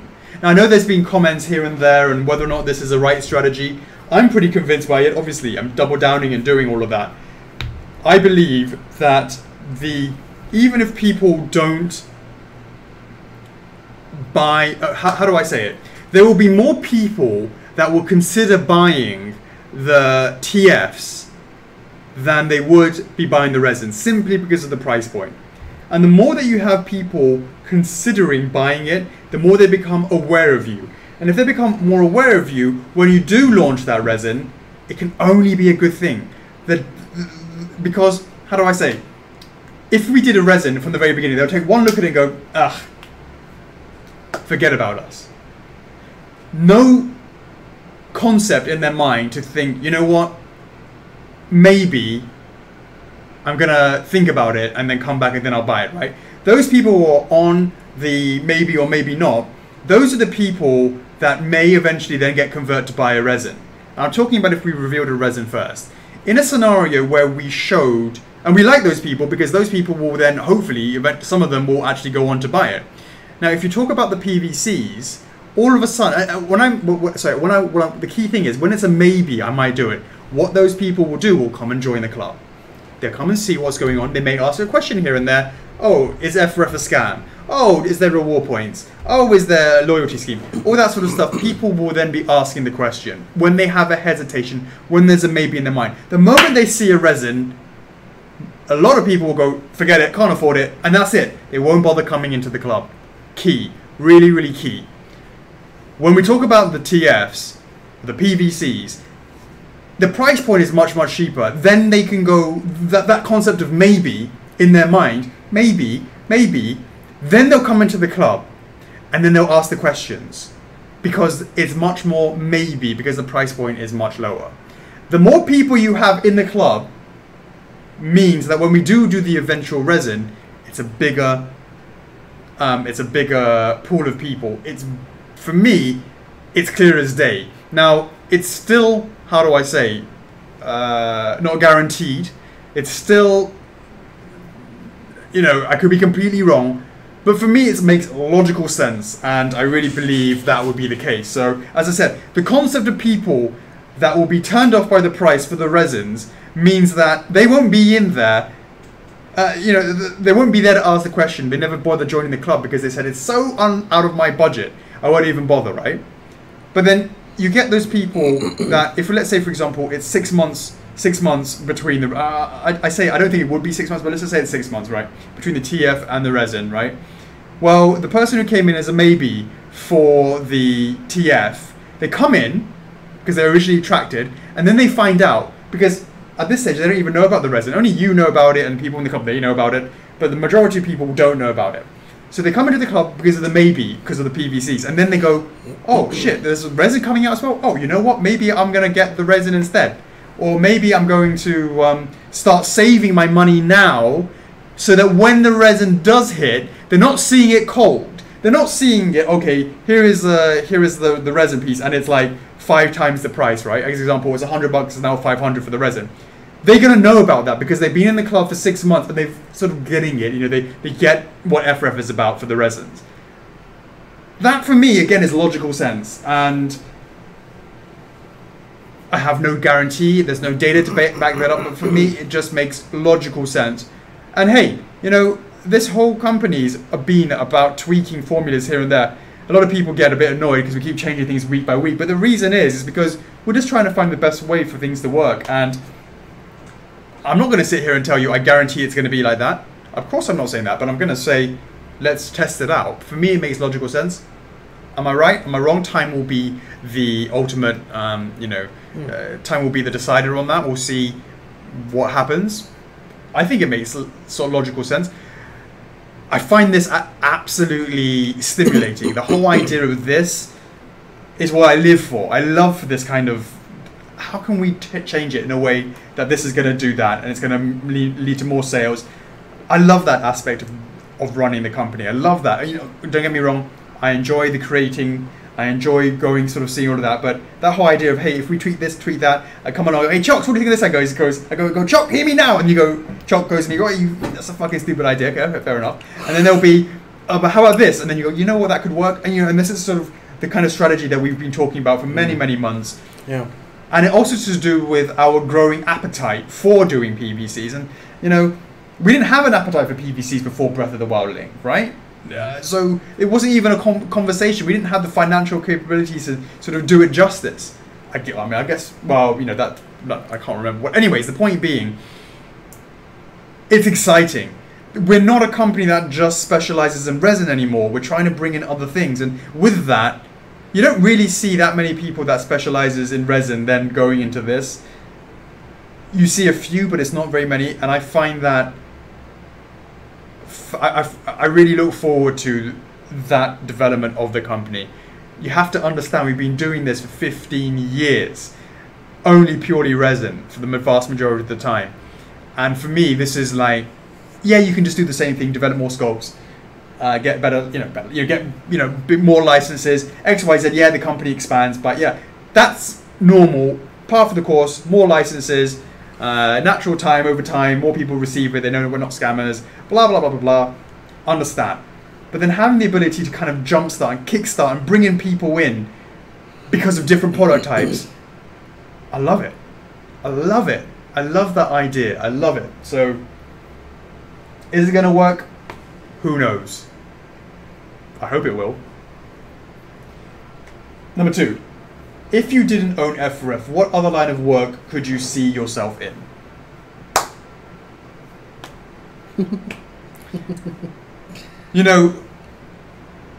A lot of the time it's almost like you're in a family. It's almost you look to your parents and see what they do. My father was, he's retired now, he was a diplomat. So going to the civil service, diplomat. Would have that been something I would have looked into? Well, the answer is thank God I didn't, because I'm very not diplomatic. Especially with my warm and fuzzy management style is not very diplomatic, is it, Chocks? So perhaps I wouldn't have excelled too much in that. You still, whether it's diplomatic or not, you still have no matter what, there will be consequences and there will be results. What do you mean? It doesn't matter, like diplomatic, right? It doesn't matter whatever action you take.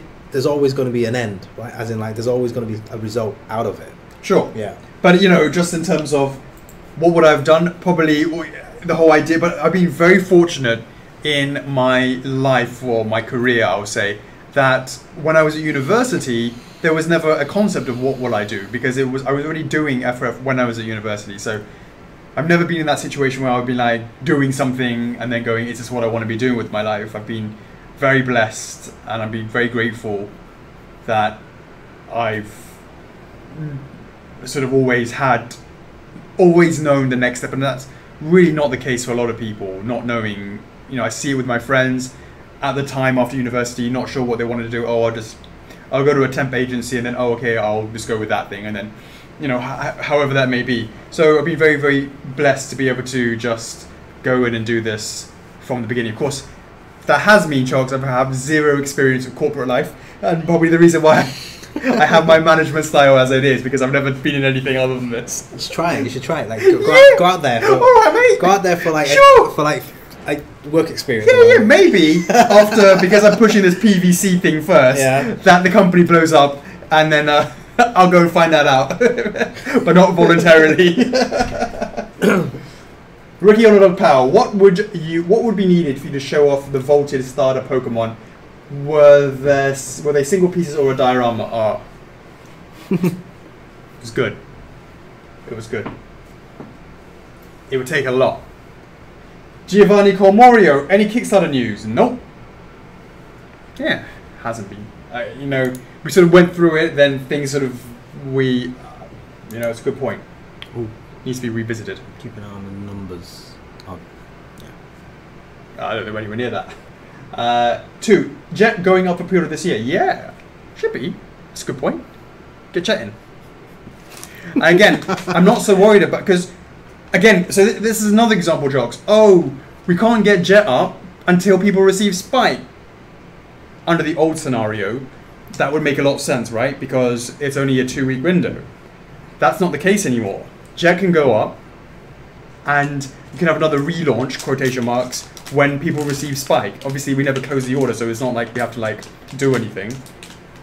Just the whole idea of once we go through the production process and we start seeing more and more videos of Spike with Jet and all that sort of stuff, and then I can then start showing what's happening with Faye, what's happening with what's happening with Jet, etc., etc.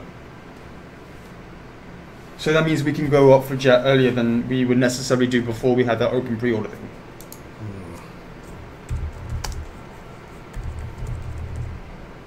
Chance for Fox McCloud TT, over to Chocks on his list for when he ever wants to do that.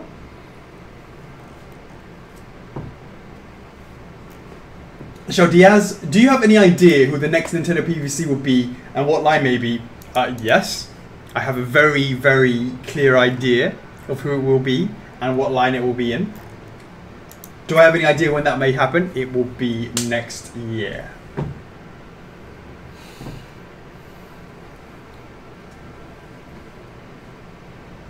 early part. Q1. Maybe Q1, if everything goes smoothly. Vins and Vindish, do we have some holiday? Do you have some holiday sometime? I mean, not 1-2 days or a week. 1 week or more. Chocks, you still haven't taken your holidays yet. Yeah. What's that? Are you planning to do some mega holiday or something? What's that about? How? How? Can't take any mega holiday. Who's taking mega holidays? Sunny and Brenda. They're the only two taking like mega holidays, right? That's doable on their side. Sure, I'm just saying, just generally that. But how do I say it?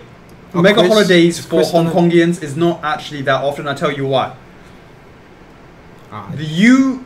Western people usually have a lot more annual leave than Hong Kong guys do. Do you know that the Labour ordinance in Hong Kong says in the first year you are not entitled to any annual leave? 0. After you've been working in a company for 1 year, then you are entitled to annual leave of, wait for it, 7 days. That is the Labour ordinance of Hong Kong.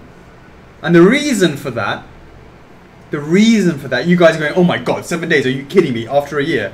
I'm absolutely not kidding you. Nobody follows that, guys. Of course they bloody do. They don't. Yes, they do. No, they don't. Yeah, a lot of companies don't. I can tell you, that's what the Labour ordinance says. It's what it says, but I'm saying a lot of companies don't. Well, I have experience of other... Anyways. But right. But Chocks, what you're going to tell me that I'm maybe it's 10... No, I'm telling you, I like a lot of companies even if you move it up, right, 10, 12, it doesn't even matter what it is, right? Because the Labour ordinance says... Right, it doesn't matter what we move... No, listen to what I'm saying, right? Okay.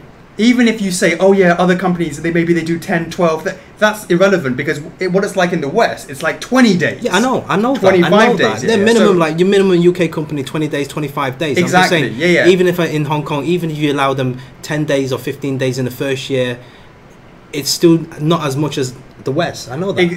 Exactly. Yeah. And this is the reason why I'm talking about the mega holidays and why Hong Kongians don't really do that and if or they get that is because... And if they really want to take do a mega holiday, they'll try and do it during one of those public holidays to extend the weekends as well. Exactly. Well, which is what people in the UK do as well, which is why they go away for a month. Right. Which is why they go away for a month. Which they can do that, and obviously the work life is different. No, but I'm just saying you can... What I'm trying to say is you can do that because you're guaranteed that annual leave, regardless of what happens. Yeah. If you want to book it all for once, that's one thing. But what I'm trying to say is, I haven't got to the point, everyone's still sort of, oh my god, it's still 7 days, even if it's 10 days, whatever it is. What you don't understand is, in the UK, at least I only sort of know about the UK, the national holidays is far less than you get in Hong Kong. In Hong Kong, I believe it's something like 17, is it 17 or 20 days? Thereabouts. Something like 20 days of national holidays. Buddha's birthday, tomb sweeping day, National Day. But most of them are kind of like scattered during the weeks, like the Tuesday or Wednesday. Yeah, no, I know. Don't get me wrong. I understand that. Yeah. So the whole idea of going out for long time, forget about whether or not we can do it busy-wise or not. But in terms of Hong Kongians having the ability to do it, it's not like the West where they can just go boom and do it for a whole month. It's not like that because the maximum you might be able to see is, let's say someone has a generous holiday of, let's say 12 days as an example, right? The maximum they're going to see them doing it is 2 weeks, 3 weeks. Not going to get those month-long holidays. Unless they work for a Western company that's of course, because that's that style. Yeah. So that's the answer to that. In terms of me, when have I ever had a holiday that's been longer than a week? Never. Has it? No, you usually go on weekends. So I take like 1 day off or something. No, like maybe like a Friday, Saturday, Sunday, Monday kind of thing. So it's like a week and get. Yeah, kind of like that. So it seems like a long holiday, but it's just the front and the end of the... That's not even a long holiday. I'm talking about like a 2 week, 3 week where... No, I don't think I've ever had a holiday where I've just like switched off everything and just like chilled. Even if it was a long holiday, I think the mindset would still be... You'd be like logging in and out every so often, because now it's so easy to access. So easy to access the I think there's like some rule that you can't do it, like in France or something like that. You're not allowed to go to work. That's really cool. And I appreciate that. Bit of Vilgrin. So you're working on Bayonetta statue from a look from the first game. What about making a Bayonetta from the second game a PVC and statue? There hasn't been any PVCs in the Your first. dad's. I have an annual holiday entitlement of 365 days. What's up, Papa? So you have to work on the leap year, yeah? I like it. So you see, Chocks always manages to find the dodgy way to like screw the system every time. He's brilliant for this. When was the last time a leap year? It's about 4 years ago, so it's coming up to one, isn't it? It wasn't this year, right? MCN, because I guess because he worked at MCN. Yeah, that's right. He still hasn't got paid yet. Yeah, absolutely. We see China's getting 26 days a year. Yeah, amazing. And that's not including your sick leave, is it, guys? Well, sick leave is not. There's no there's no sick leave, is there? There's paid sick leave. But what I mean is there like normally like a 1.5 or 1.75 per month. Yeah. Okay. 2020 is the next leap year. All right. Yeah. Okay. Wow. Still some couple of years. In terms of the PVCs of Bayonetta 2, let's just get to Bayonetta 1 done first. What's the next PVC in the Crash Bandicoot line?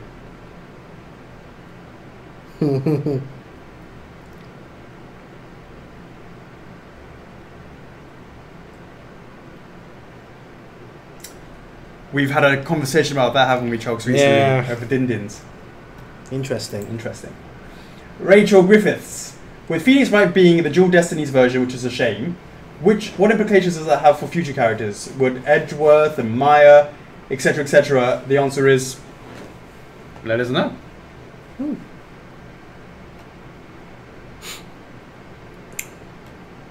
What do you want to see? This is the second of the 2-week hype period. Are we doing hype period as 2 weeks from the day of reservation, or should it be from preview Friday? Yeah. I think we should do it from preview Friday. So it's a 3 week, yeah? No, it's a 2 week. Just 2 weeks? Yeah. It was a 3 week until validation. Isn't it? No, it's not. It's 1 week from to validation, so it's 2 weeks. So why not? Preview Friday, reservation, validation. That's it. We stopped the hype. We stopped the hype at validation. Yeah, so everyone's already bought it by then. No, there'll be people coming in as well. Right All after that, yeah. So 3 weeks. All right. I guess overlapping. Yeah. Overlapping stuff. Yeah, that's fine. It's like came in 1 day after validation, but I can't talk about it. Cut that shit. Yeah, that's fair enough. That's fair enough. Yeah, fair enough. All right, 3 weeks now then. Yeah. Yeah. All right, cool. And then you'll have things that overlap. A lot of things overlap anyway, right? True that. 3 weeks from the teaser. Alessia Bucci, various suit in January in Europe? No idea. Very unlikely. Maybe finishing at the factory. Devin Winstrom probably asked. Also crash on Polar PVC confirmed, right? I would do that if I was going to do.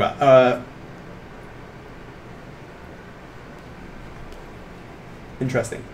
Devin Winstrom probably asked before, but what kind of test do you do for statues for cold weather? I have Spyro coming soon, and it's already -20 where I am in Canada. Well, hopefully you don't leave Spyro outside. Are you going to be leaving extreme cold? All I can say about that is, I wouldn't, like, Canadians have been buying our product for years, and no one's come back and said it's been so bloody cold that it's shattered. So the answer is no tests have technically been done. It's just turned to icicles. Right. So I haven't had anybody sort of saying that it's turned to icicles. 10 minutes. Victor Vilgrin, I believe all of us expect a Samus PVC from Prime 4 in the future, but we still don't know how the suit look, make viable as variants, but I think the Fusion suit will be perfect for variants, since you love them so much. Is it a really popular suit? Is it? Is it a really popular suit? Not convinced. You know, as I said, I'm always up for any Metroid, but I'm not. I'll be surprised if you think it's that popular. Convince me if I'm wrong. Happy Thanksgiving to everybody, says Romeo. Martin Coniali, any Yakuza updates? No, I haven't had a chance to speak to the team about it this week. Will Mimic be available this year? Yeah, I'm pretty sure we're going to go to pre-order with that. Or did I say next year? I don't know. Not sure. Everything changes.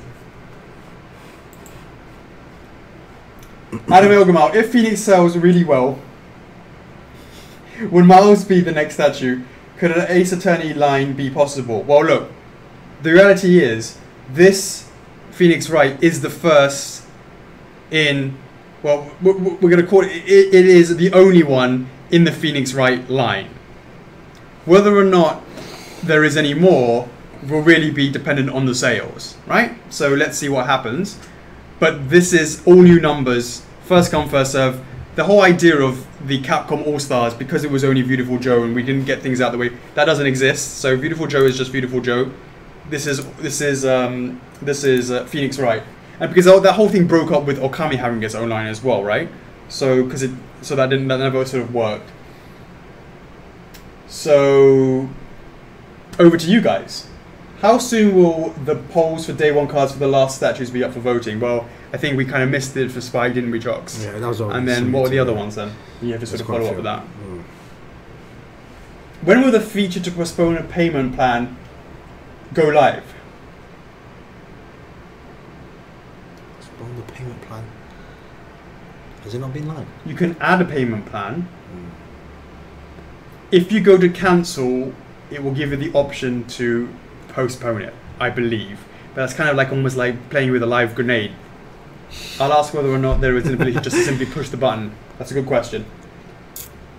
How soon will minifigures be up for pre-order? Going to be a long while.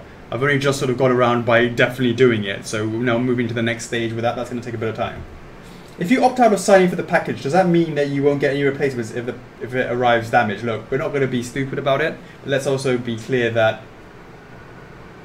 we'd have no idea what it's going to be like on your doorstep, if it's raining, if it gets pushed about or anything like that. So just, I guess it's more like a word of warning.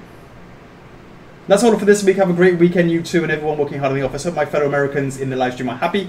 Had a happy Thanksgiving, and to everyone, have a great day. See you next week. Peace. Much appreciated, Adam. Right. Not long.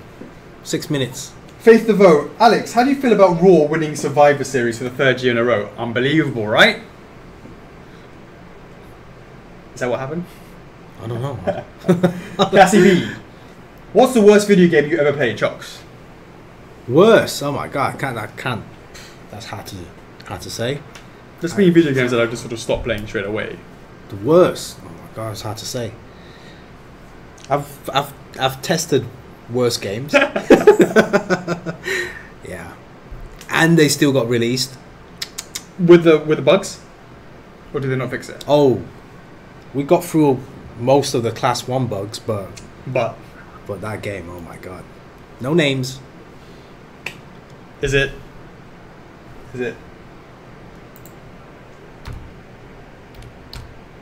These guys? Yeah?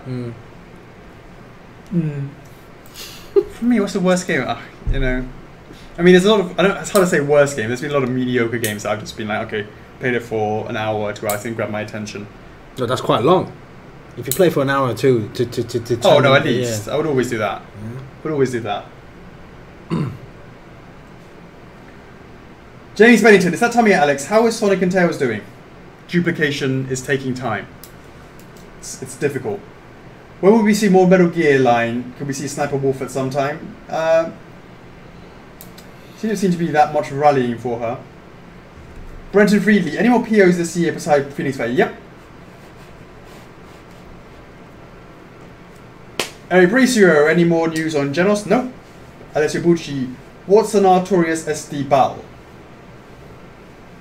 Oh, is that the balance, I guess? Yeah, balance. Shout outs. Shout out to Denise. Howard V, what's going on? Yvonne Horrocks, love it with the blue heart. Curtis Spence, what's going on? Nana Say with the green heart, love it. What's going on, Jake? Shout out to you. Jessica Castig with the red heart. Shout out to Renske Morik and Kevin Bernston. And last but not least, Brendan Freele. Gerard. 4 minutes. Did the revised various suit... I don't like What? Did the revised various suit you showed at the office have as much wiring as you see in the production hype video? That was a long time ago. I guess the answer was yes. There was nothing in the... There's nothing in the ones that, you know, we already added at that stage, the one that when we did the relaunch, already added the lights in the shoulders, already added whatever we needed to do. So the only thing that was tweaked was like the coloring of the boosters and just tightening it up. I think that one didn't have the internal rechargeable removable battery. Can you remember? It was like around that time when we started changing that from Amaterasu or Kami ones. Yeah.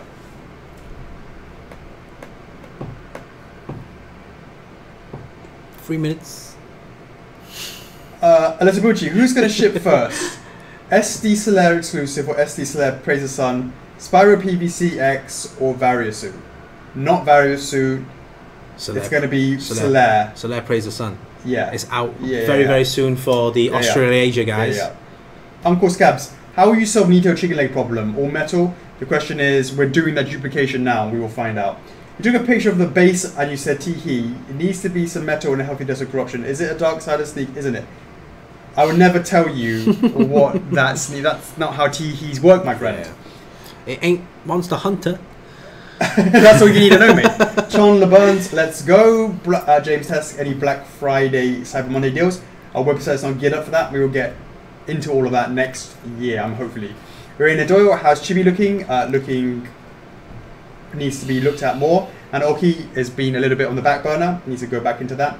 Michael Pilot, hey all, hope you're doing well. It's been a while. I must say I slacked up, apologise. Oh my god, how many bloody questions? Oh, 2 minutes left. Yeah, I know. We're seeing Big L everywhere. Ads, official pages, licenses pages also. Do you feel this has helped sales, and how many gold bars we're looking at right now? I don't know the numbers of bars. I'll look into that next week. But, you know, a lot of people said that we were lacking in the advertising campaign. I'm glad that you're seeing a difference with that for Anime Lines, and that's with you know, and shout out of course to Aniplex. It would been a fantastic thing having you know, Vic do that video and the cosplays, you know, next to them. Yeah, I mean, just a fantastic thing. You said Ed would be 6 months after Al. I know things can change, but how confident he'll be one of the April POs? Very unconfident. Depending on how both progress, is there possibility of Mustang going up for pre-order before Ed, or are you focusing on Ed first? It's possible that Roy could go next. They're both at the same stage. How satisfied are you with Alphonse sales so far, considering the low price point you set him at? Look, I'm going to be honest with you. If it hasn't hit 10 gold bars, which it hasn't done, then the answer is that's the gold standard. Sorry for the pun. Considering where it started off, it's definitely moving in the right direction. So I was really nervous at the very first week. A lot less happy, a lot less worried now, and a lot happier. I know it's not at the 10 gold bars, but I also know that it was significantly closer than it was before. And it was all doom gloom and despondency back then. I think FMA is the biggest anime hype and rally in the OCC so far, excluding maybe MHA. How do you feel the line will be? Well, look, there's a character poll on there as well. I'm assuming it's 10, yeah? 12. 12, yeah, that's the one. Past Mustang, is there something that's already in the works? Anything you can share? Nothing to share at this point. Today is Phoenix Wright time to shine, but when can we expect the next FMA? Oh, it's Phoenix Wright's. It's going to be a while.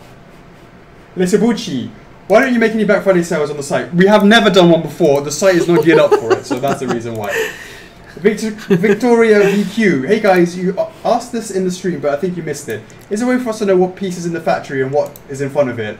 If not, I understand. Yeah, that's a great question, and I should work on something like that just for you, just for reference. Yeah. Britt Edwards, any chance for bonus FF points for Black Friday, Summer Monday?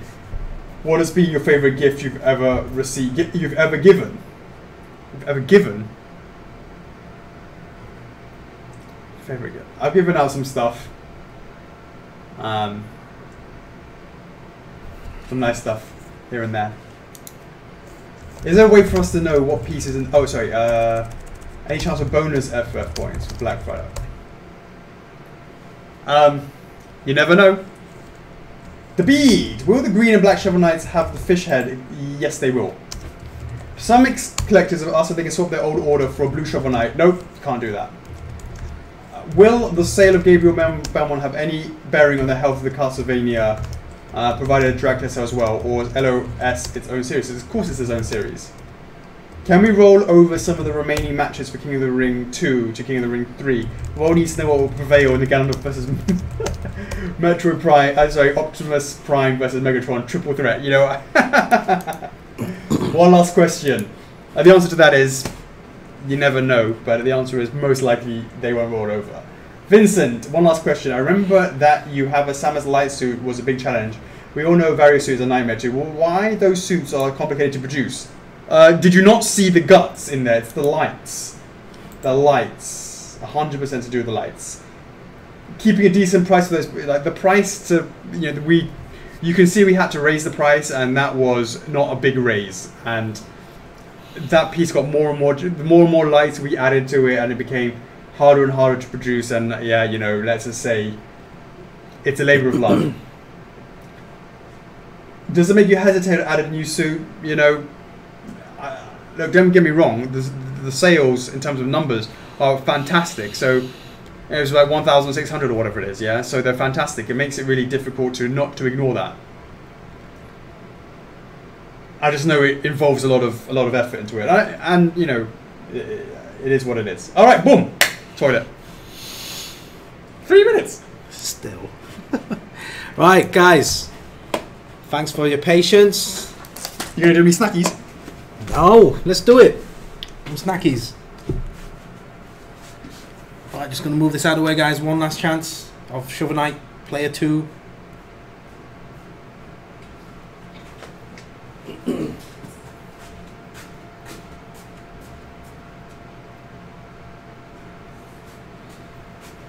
Whew. Right.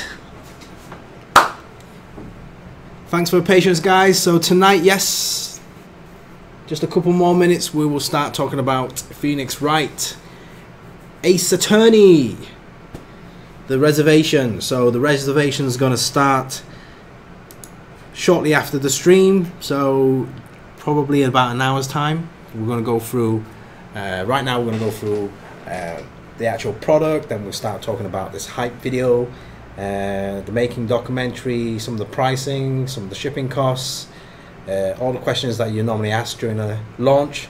And yeah, so once that is done, the pre-orders will start after the stream, and then we're also going to reopen Tekken Law pre-orders after the stream as well. And make sure you type in the hashtag that's at the bottom of the pin post that you can see, for a chance to win the Spyro Reignited Trilogy game. A winner will be chosen tonight, so after the stream we will announce the winner in the blog posts as well, and then also start the next day's, well, today's Saturday now already in Hong Kong, so we will start the Saturday giveaway after the stream as well. So 4 things to do. So that's Phoenix Wright, Tekken Law, and the giveaway.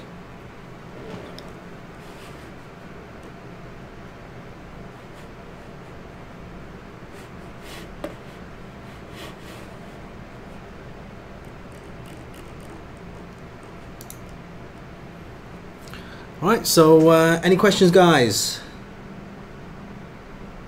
Yes, Alex is on the stream, so please, Alex, get here quickly so we can ask the guys to start sharing this stream out to the Phoenix Wright fans out there. So hopefully you guys will like what you'll see a little bit later on. And yeah, anyone been playing Phoenix Wright lately?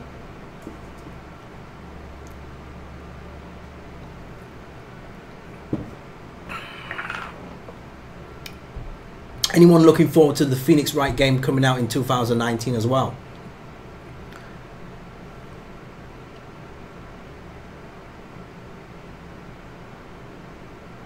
No? No chance to play the game, Tabby?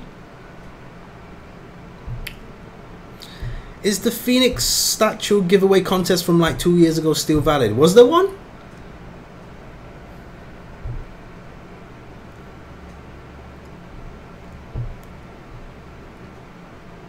Hey, Zelda Minish Cap. Wow, that is a good game. Well, obviously, we've been saying this quite a lot. The focus is really on the Breath of the Wild. Who knows what happens in the future with regards to the Zelda line? I was watching you on the stream while I was doing a stream.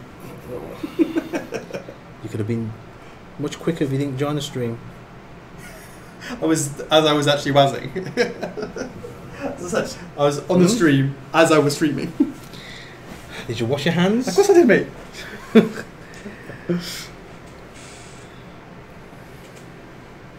Right, are we ready? We you are. ready? Samus, you can see them in the video. They are the ones that are on the flat LEDs on the strip. Yeah, you can see the LEDs, the ones. Yeah, they're the flat ones. Yeah. I don't know what the names are. What the hell is COB? I just know they're the flat ones. And we've been using those ones for years, depending on where they are needed. They're also in Bowser's Flames. They're in other things. You say that they will burn out? Not my experience, mate. Alex never washes his hands. No picture, no proof, right? All right. All right. It's time to do it. All 86 of you. It's been 4 years in the making, guys. And the rest, 2004. Well, true. And the rest. 2014. Yeah, 4 years. Is that right? December 2014. Well, it'd probably be a little bit earlier than that as well, because that's only when you when I showed it. When you showed it. So more than 4 years in the making, guys. That court case has been dragging on for a while.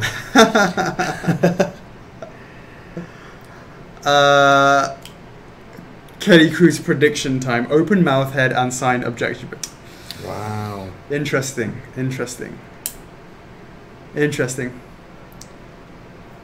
Nice one, Brenham. Hey, do you think? Hope you're feeling better. Do you think? Food coma. Do you think, Chocks, that the stream is not very many people this week is because of Black Friday? Black Friday. I like people Maybe going out on long holidays. Long holidays is one thing, but also, do you think it's because people are like, you know how it is like on the January sales in the UK? That like January the 1st, everyone like pigs it and like for those mega. That's how it is in the UK, right? Yeah? I mean, you get a bunch of people camping outside days before Black Friday, and then days before a massive sale, right? You get those group of guys, yeah, and then you get like people that's just at home, just making sure that I purchase all my stuff. Yeah, that's Cyber Monday, but what I'm trying to say is... No, it still happens on Black Friday. You get, even this, from Wednesday onwards, or like from this week... Yeah, I know it's been a whole week. So many I understand that, but what emails I'm just saying is, do you think that's the reason why this stream is particularly... Because normally we normally hit 100 no problem, but this is like... Well, there's also the adjustment of the time zone as well. But that doesn't take into account that it's been already for 3 weeks. It was like that since the time change. But we've always hit 100. But here, it's not even close. So what about it then? No, I'm just cancel everything because we hit 100? No, of course not. I'm just saying, what is the reason? What is the reason, guys? Why aren't we hitting 100? I think that's the reason. What's the reason? Because people are either away for the holiday, yeah, or, and I'm talking about Americans, right? Obviously, and also because they could be going to, like in the morning, going to this, like I said, in the morning. It's all those items that we just listed. Yeah. People like time zone changes, going to work. No, it's not a time zone change. Black Friday. That time zone brings it down, but I'm saying we at least hit 100 last week, for example, right? At least we would have hit higher numbers. Anyways, that's my understanding. We'll see next week anyways. Why next week? Because there's no Black Friday, there's no like holiday next week. Well, it would be validation. No, I know, but I'm saying there won't be any holiday, therefore we can do that. I don't know, if we said something, oh yeah guys, we're going to reveal something Nintendo next Friday, let's see how many people on the stream then. That's true. That's very true. Yeah, look, it's a different... COB means chip on board. Yeah. Cob. Oh, you're doing it now. Are we? Oh bloody hell. Why is this angle so low, for God's sake, Chocks? I never touch your camera, dude. Jesus. See, look, Tabby's like, ooh, Nintendo next week. I'm coming to the show again. Look at this, making it so obvious. That's why you should never go there and do it yourself. Well, you're too busy, buddy. You guys didn't see that, right? You guys didn't see that. Hey, Jake, I spent a long time answering your question. Go back and listen to it. I'd like to hear what you think about that after the stream is done. With regards to PVCs versus resins going first. I'd love to hear your thoughts on my thoughts. Well, there's different. Or whether there's any objections to that. There's different budgets and different needs, right? Different characteristics. Yeah, but whether or not you agree with my logical thinking. As I said to you, when you go back and listen to it, I could always be very, very, very wrong, and I'm, not scared to admit that and then make changes on it.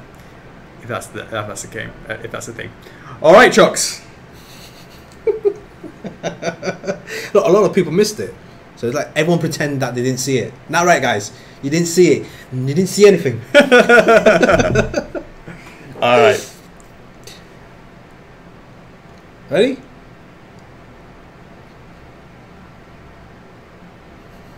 What the hell is it? Oh, but you're supposed to be able to see the way finger. past it. Look to your left side. I can't even see it. Hold on. What the hell is it coming out? What the hell is it? Oh, there it is, yeah.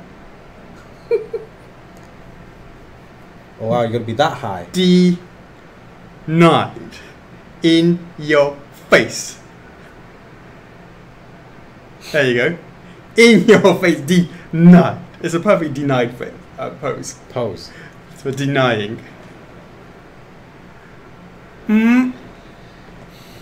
Denied. This has been a long time since we've done a 1/6 Chocks. Yeah. 4 years ago, I think. It's like, oh wow, so much space here. I know. 1/6, guys. That's somewhere between like 12 and 15 inches, right, guys? So anything below 18 inches, whatever it is, so roughly about 12 inches, right? That's your typical 1/6. Absolutely. But yeah, we do mention that the size in the documentary, saying how this should fit in majority of your collection easily. So absolutely. Yeah. Okay, so here obviously it's really clear. Most of the time you just see, if you've played the games, you normally see Phoenix just like that because he's always behind a bench. That's normally what you see him in the game. So boom, objection, etc., etc. But of course, we couldn't just sculpt a bust and call it a Phoenix Wright statue. We were tempted, but check it out. So this is what Phoenix looks like. He's got legs and all. Let's bring that over and let's talk about him. In your face, denied. This is particularly pointing at Brit and Alex if he's on the stream, and I haven't seen him on the stream recently. And the way that Phoenix is looking at you as well. Denied. Kenny Cruz, stop playing with breakable products. That's true. That's very true. So you got to be very careful, Does he actually? Collectors, we love OMG. Oh, it stands there. Just about. Stands on the. Because we haven't actually added the speaker. pin on him. No, that's true. So we've been putting place that on him any way you want, guys. So let's talk a little bit about this, right? So let's have a look, being a bit closer.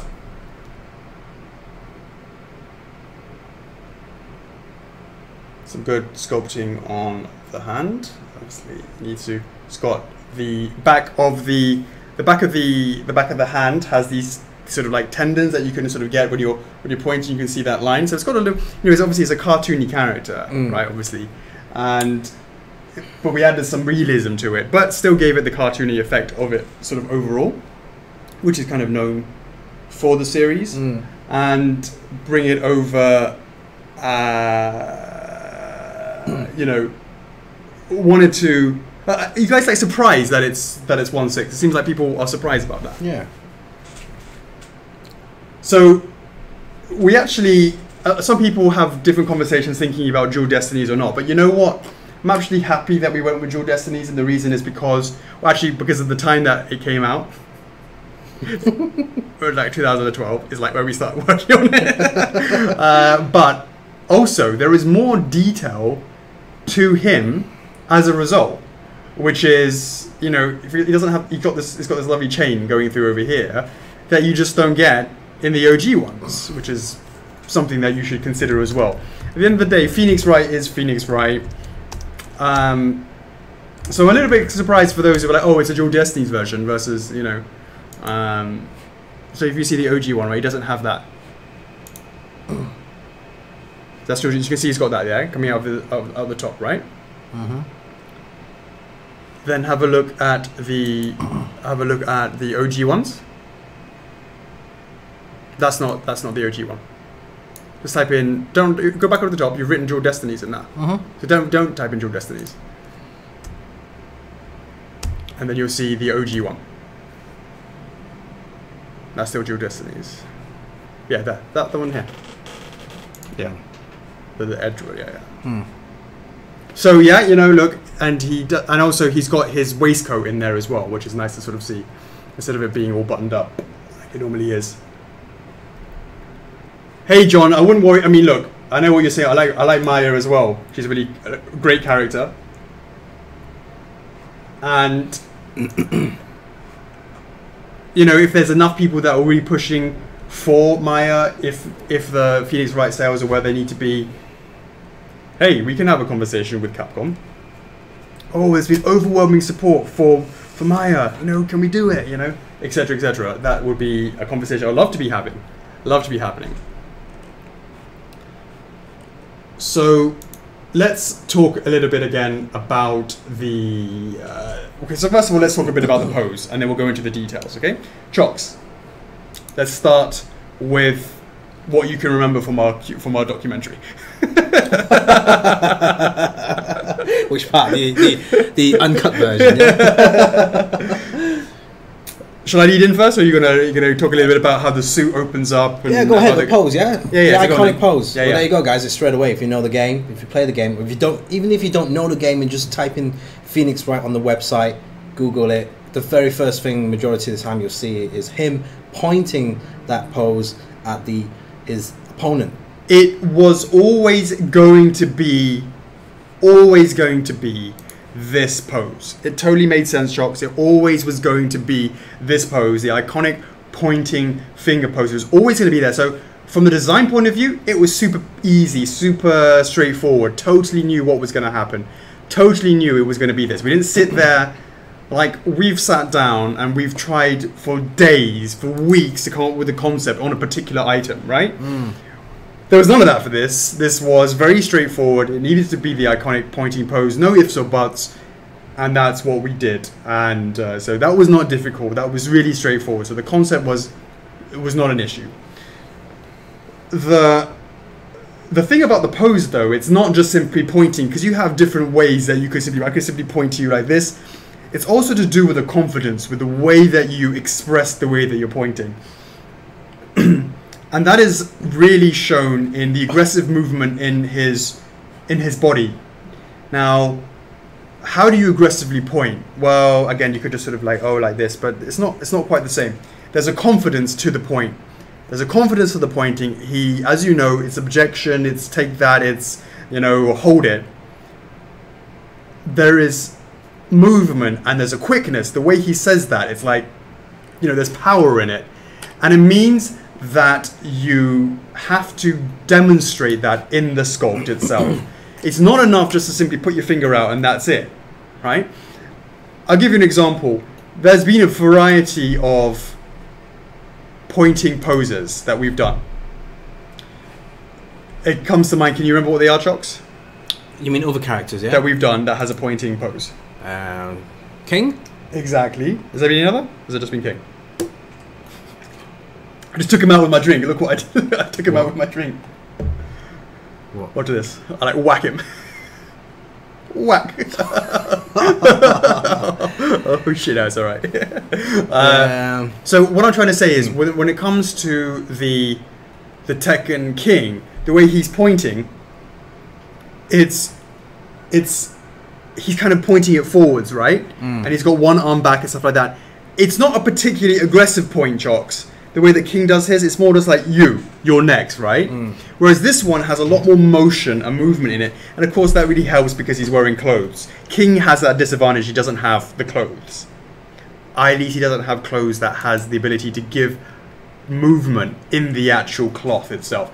Now Phoenix Wright has a fantastic setup for this. It really helps to get the impression of pointing quickly and with power. The clothing helps a ton.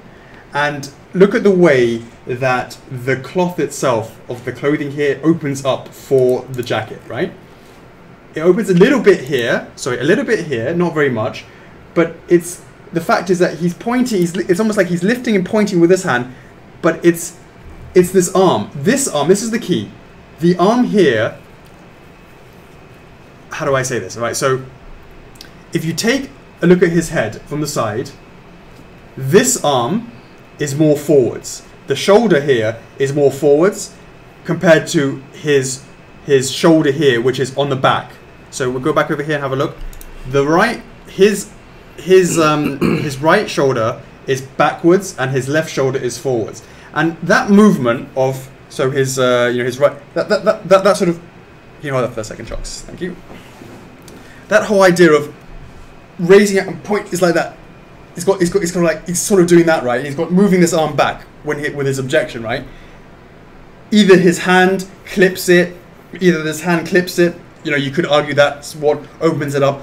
But it's the whole idea of having this right arm further behind compared to the left arm, right? When he's doing that, moves it back.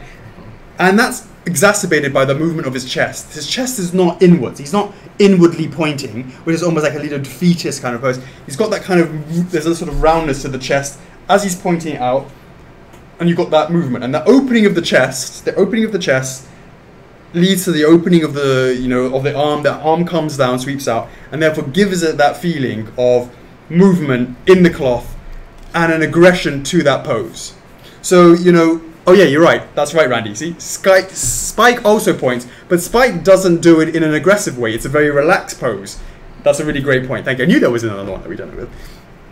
And you can see in Spike's clothing, there is no feeling of aggression in the clothing itself.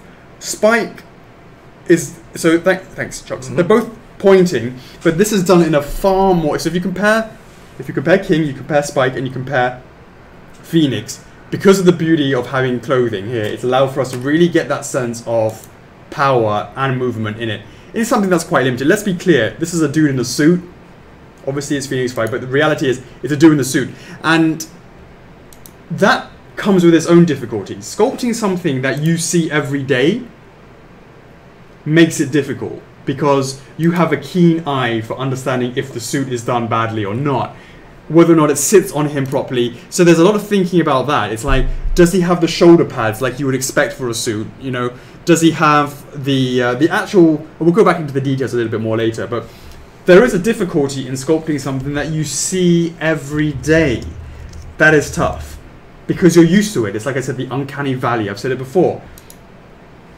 If it's something that you know what's typically normal, but it doesn't look quite right, it's really easy and really jarring. If you do crazy poses, jumping, leaping like Mugen, you don't know what a guy like Mugen is jumping over on a handstand with bloody swords in the air, and you have no idea what that's supposed to look like in reality, because you don't see that very often, right? Whereas you would see someone in a suit and know what a suit is like all the time. I'm sure a few of you go to work in, quite a lot of you go to work in suits.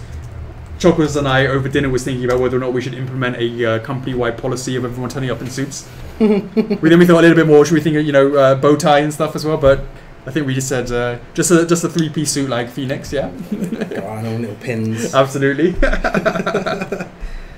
So these are the things that we are faced and challenged with as creators of something like this. It's the way that the pose needs to give it in a way, and the clothing needs to be done in a way with the details hand in hand that crosses the uncanny valley and also looks like a suit should look.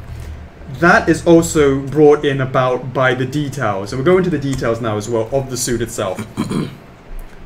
If you look at, for example, the details of the wrinkles, I mean, if you can see the details of the wrinkling here, the wrinkling over here, the way that as well as I do, that you don't want to have a suit that is too short, a suit that is too short, that is perfectly, like when you're standing and it's perfectly straight over there, and it's perfectly with no crease over here.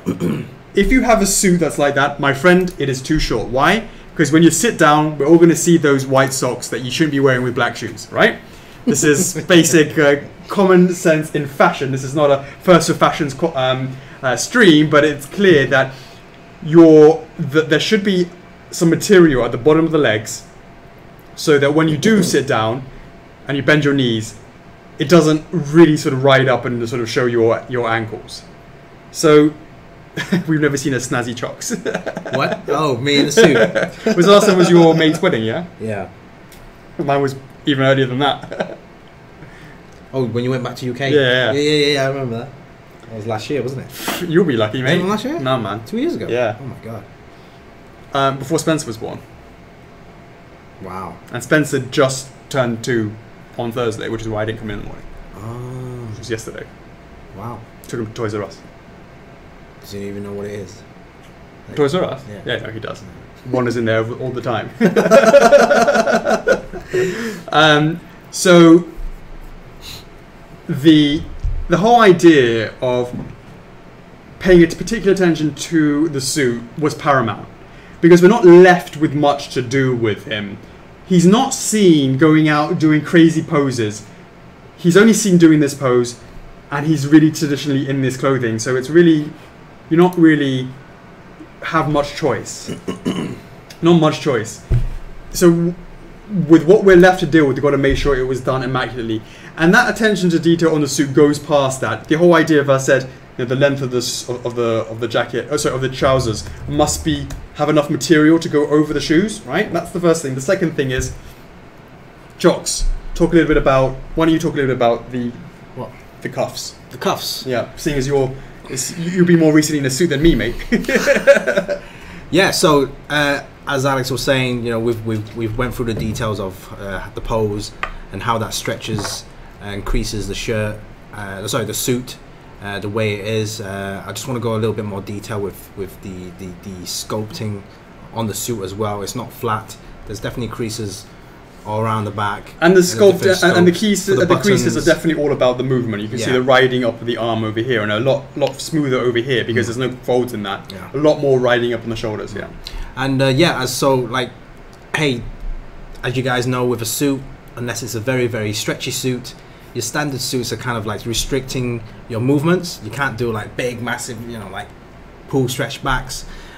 So for this typical pose, if you were to do that and raise your left arm pointing at someone, your suit, the left arm suit will be pulled back, and that's why hence you see more of the shirt underneath it compared to the right arm, where because it's more not 100% relaxed, but at least it's lowered down, and obviously the suit jacket will be covering. It's important that we didn't have the length of the showing amount of the cuffs of the shirts to be the exact same amount of white here as over here. That would be a disservice. Turn it a bit to the side, Chocks. Yeah, sure.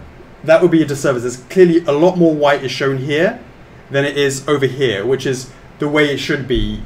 Next, if you're not sure about that, next time you go to you're wearing a suit, put them on, lift up, you'll see that this rides up and that's why you see a lot more bunching of the sculpt lines, of the folds, a lot more bunching of it on the left shoulder, and that's why the whole sleeve gets pulled back. So I want to take the time, thanks Chocks, so I want to take the time just to quickly point out one of the things that we did have a look at is we're going to darken this area here. Okay, just so that you know, one of the things we're going to be doing, we missed it, we're going to darken this area here, just to give a sense of a darker blue, just to give a sense of shadowing. That's something that I want to just let you guys know. That's for sure. So then here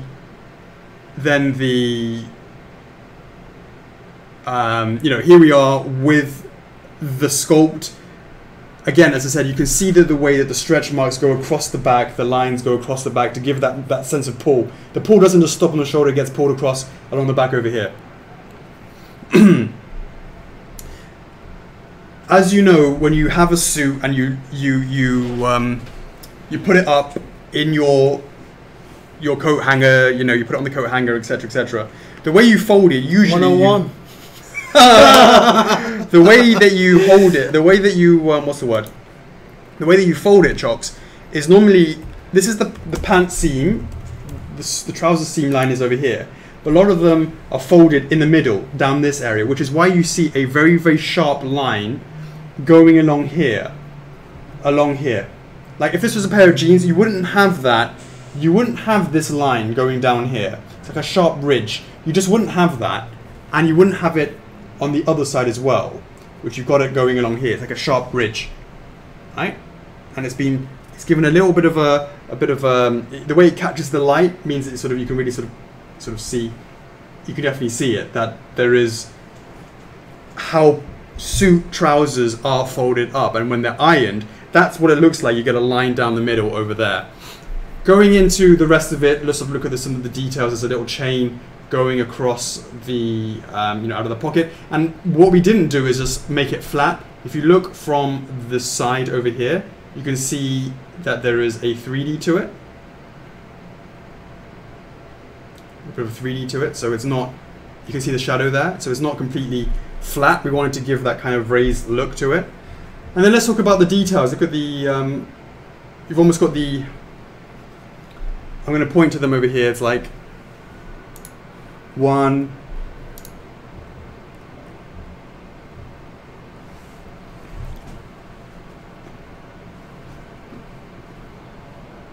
come on, focus.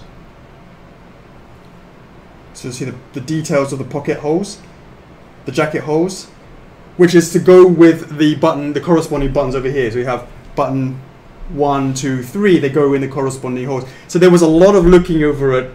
There was a lot of time and effort was spent looking in the actual, looking at the base. Sorry, not the base. Looking at the clothing. Now, he also has a waistcoat. So as we open up the top, you can see obviously it has the waistcoat that goes through the middle, and again that has its own buttons on it for them, and then up into the red tie. Chocks, do you know how to tie a tie? Yeah. You're totally one of the Velcro mans, aren't you? You know what? The pre-made ones that has the. I'll just tie it once and then. Yeah, and there's like back in school, you kind of tie it once and you just like pull it back and then take it off and then put it on the next day. Yeah. Come on, gents, let us know, and ladies, whoever may wear ties. How many of you use one of those cheating rubber band ones? I bet you Nanase does. Yeah, there is an anime of this. Yeah, that's an anime of this. You know, so James says he looks pretty good in a suit. Pixar, it didn't happen, and so we wanted to make sure that we have the tie over here, and the shirt going through over here. Of course, the collar itself has that 3D-ness to it. You can see that the collar goes over the actual shirt, sorry, over the tie, as it should do. So where things should be, and you can see the tie goes into the jacket, it's got a 3D-ness to it. So it's not like completely flat. It's definitely 3 layers. So you've got the layer of the jacket going over the layer of the shirt, sorry, of the waistcoat, which goes with the tie goes underneath the waistcoat, and then you have the shirt on the inside. But then, of course, the collar itself goes over that as well. So where things should be in different layers, it's all there. You've got the jacket pockets, and you've got, you know, look at the jacket, the pockets. The top of the pockets have like a little line at the top. They're all there. They are there where they should be, and more details on that as well. You know, on the edges, and of course the back of the hand, well sculpted fist. Again, you've got those tendons going across that, like so. And you know, he's got, and what's quite cool is you can kind of see that there's a hole right there.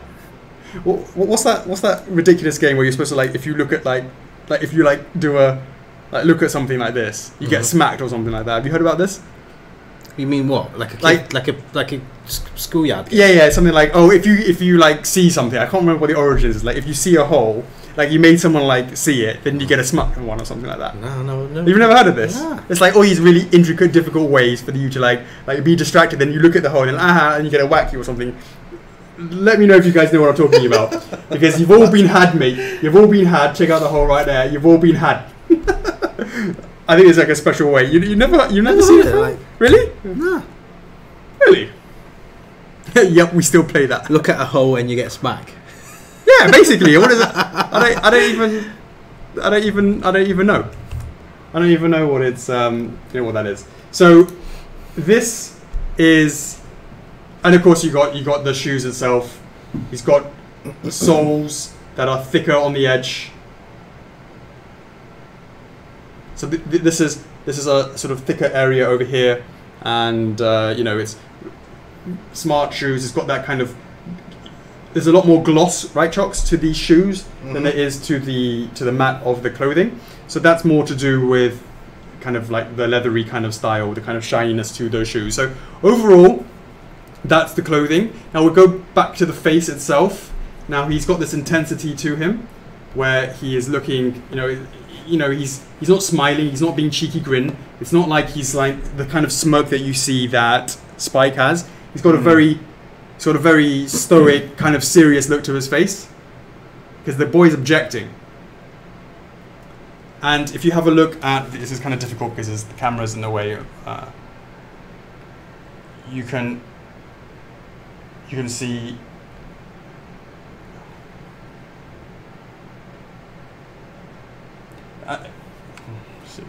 It's kind of. Is that working?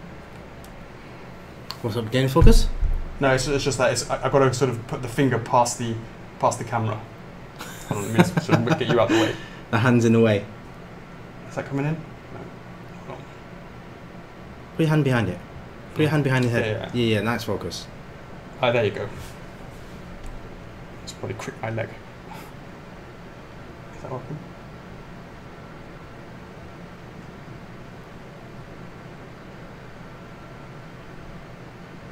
There you go. Okay. Oh Jesus! Stop moving. It's really hard to. Yeah, okay. Because I'm looking at this. Okay, there you go. Yeah. And you can better see the intensity in his eyes. Oh. The detail in the eyes, yeah. The detail and the intensity. So it's really hard to see, but if you look at the eyes, and we'll try and zoom in on that again.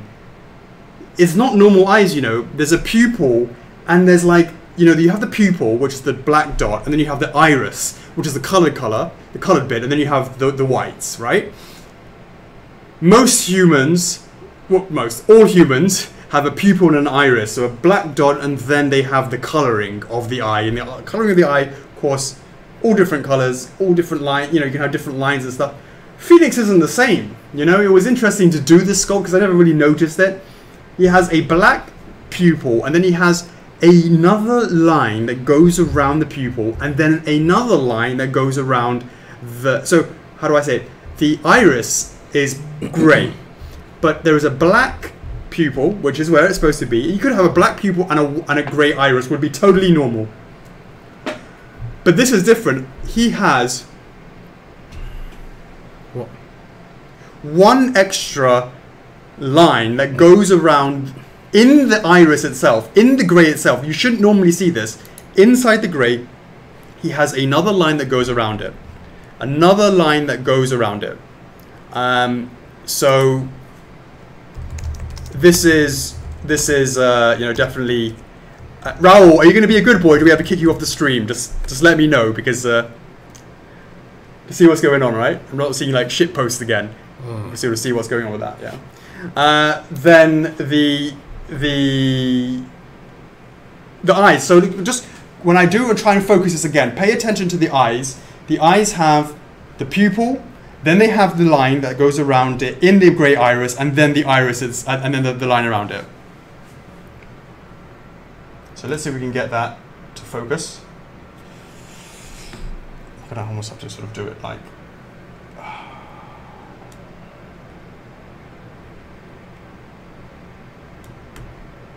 This is Chocks, remind me to never do 1/6 again. Let me do it.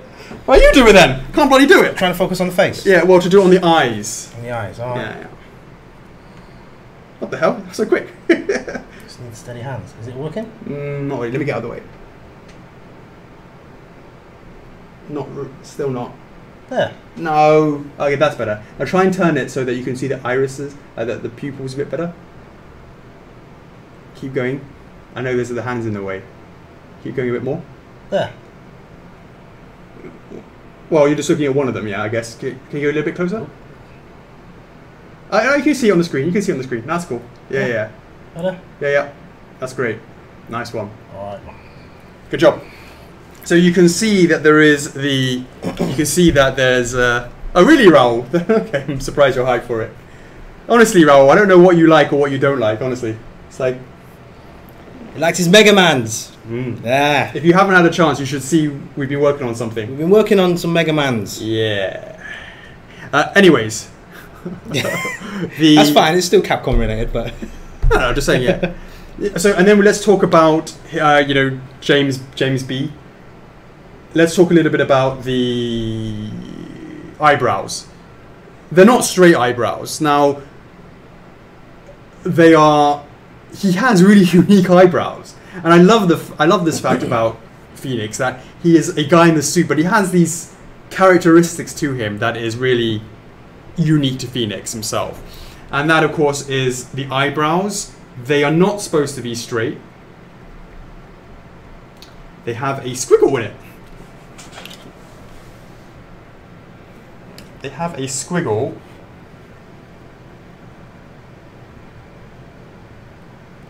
in them that they're supposed to have on both sides. He's supposed to have that squiggle. It's supposed to be like that. And if you go and check it, you could argue that it might be slightly fake. You could say that or this and that, but okay, you know, you could say that. I'd rather, but obviously I wanted to make sure it was accurate to have that squiggle in the first place. You can always take a look at to be slightly painted a little bit too thick or whatever it is. Having said that, it is sculpted. They are raised. They are raised. Mm-hmm. So I think it looks really, really good. Could you argue maybe we're talking? Don't forget, this is 1/6 scale. This is like less than half a millimeter or whatever it is. You know, so I don't know is the point. Anyways, the point is it's really, really, you know, you look at the videos and they're blown up and stuff. This is a 1/6 scale item and you're not looking at it blown up like that. If you look at it with your eyesight, for me it looks good. You have the nose, nostrils, mouth, chin, face shape, but let's talk about, and all humans have that, they have their ears, etc. But what all humans don't have is this banging, awesome hairstyle he's got. This hairstyle was a nightmare to sculpt. It was really tricky. And okay, you have that single bit at the front. Right now, it's just a bit of not PVC. It's sort of just inserted in. We did figure out most likely it's going to go in. Don't quote me. We're not sure what it's going to be, but it can't be what it is now because it's too fragile. So we'll probably look to make it like spikes, cigarette. We turn that into metal. It's very likely we'll be looking to do something similar, but don't quote me on that. Subject to change, etc., etc. But just wanted to say that that's obviously a fragile piece. But the back of the hair was a nightmare. He has the flick of the hair. Yeah. Yeah, I'm talking about the flick of the hair right now. And now I remember now. In the documentary, you were saying, "Oh, which other character has a flick in the hair?" You were thinking about it.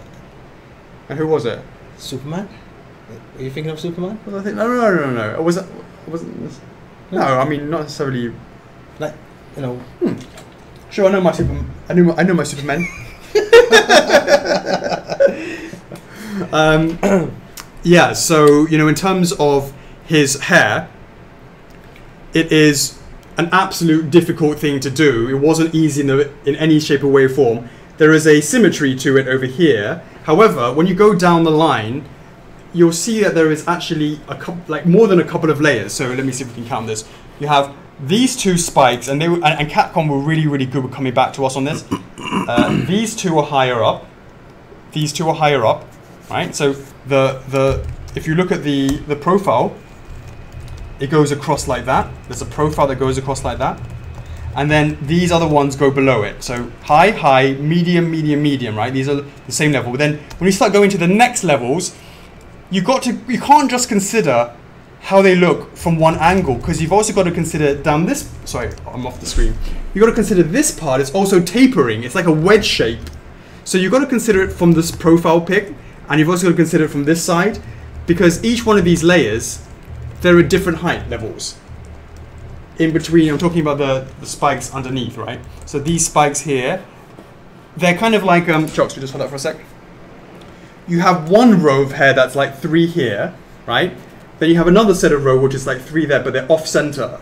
So they're not like directly one on top of each other, they're kind of off. So like, you know, you sort of see it like that. So they're not supposed to be like that. They're not supposed to be, they look like, they're not supposed to be like that, they're supposed to be off like that. That's a good example, like that.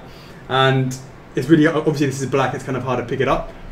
But, you know, definitely that was a challenge. And then of course, thanks Chocks, the bottom part of this hair here goes down what? Detail. What detail? Focus on the screen. They can see it. They can see the zigzag and the spikes. Oh, could they? They could see it. Okay. Yeah. This part goes down. So you have the long bit that goes at the front over here. It goes down wedges, and then of course this part here is pretty flat against the neck. That is something that has been.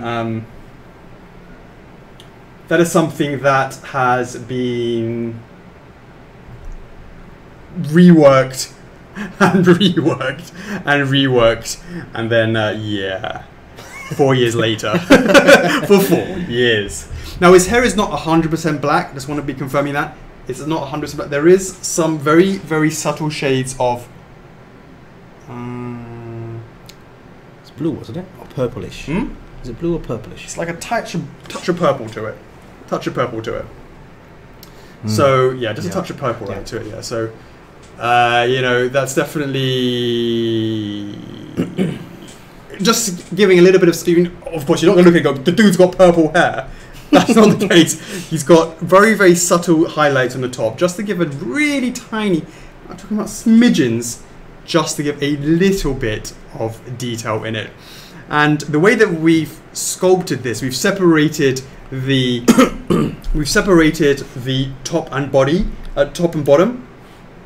and then slotted it in. And the reason why we've done that is it allows for you to have really clean lines on the inside of the jacket. So if you look underneath, you can see it's really, it's not like it's, because sometimes if you make it in one piece, all of these areas are filled in and it looks horrible. And then you can't get the clean lines of the painting. So we didn't want to do that. So they, so the trousers on the top part are separate bits. So yeah, this is, I think that's pretty much what I wanted to sort of talk about for Phoenix. Was there any questions that you guys may have had, any particular area that you wanted to see before we move on to talk a little bit about that black base? Let us know in the comments. In the meantime, Chocks, would you prepare that base for us?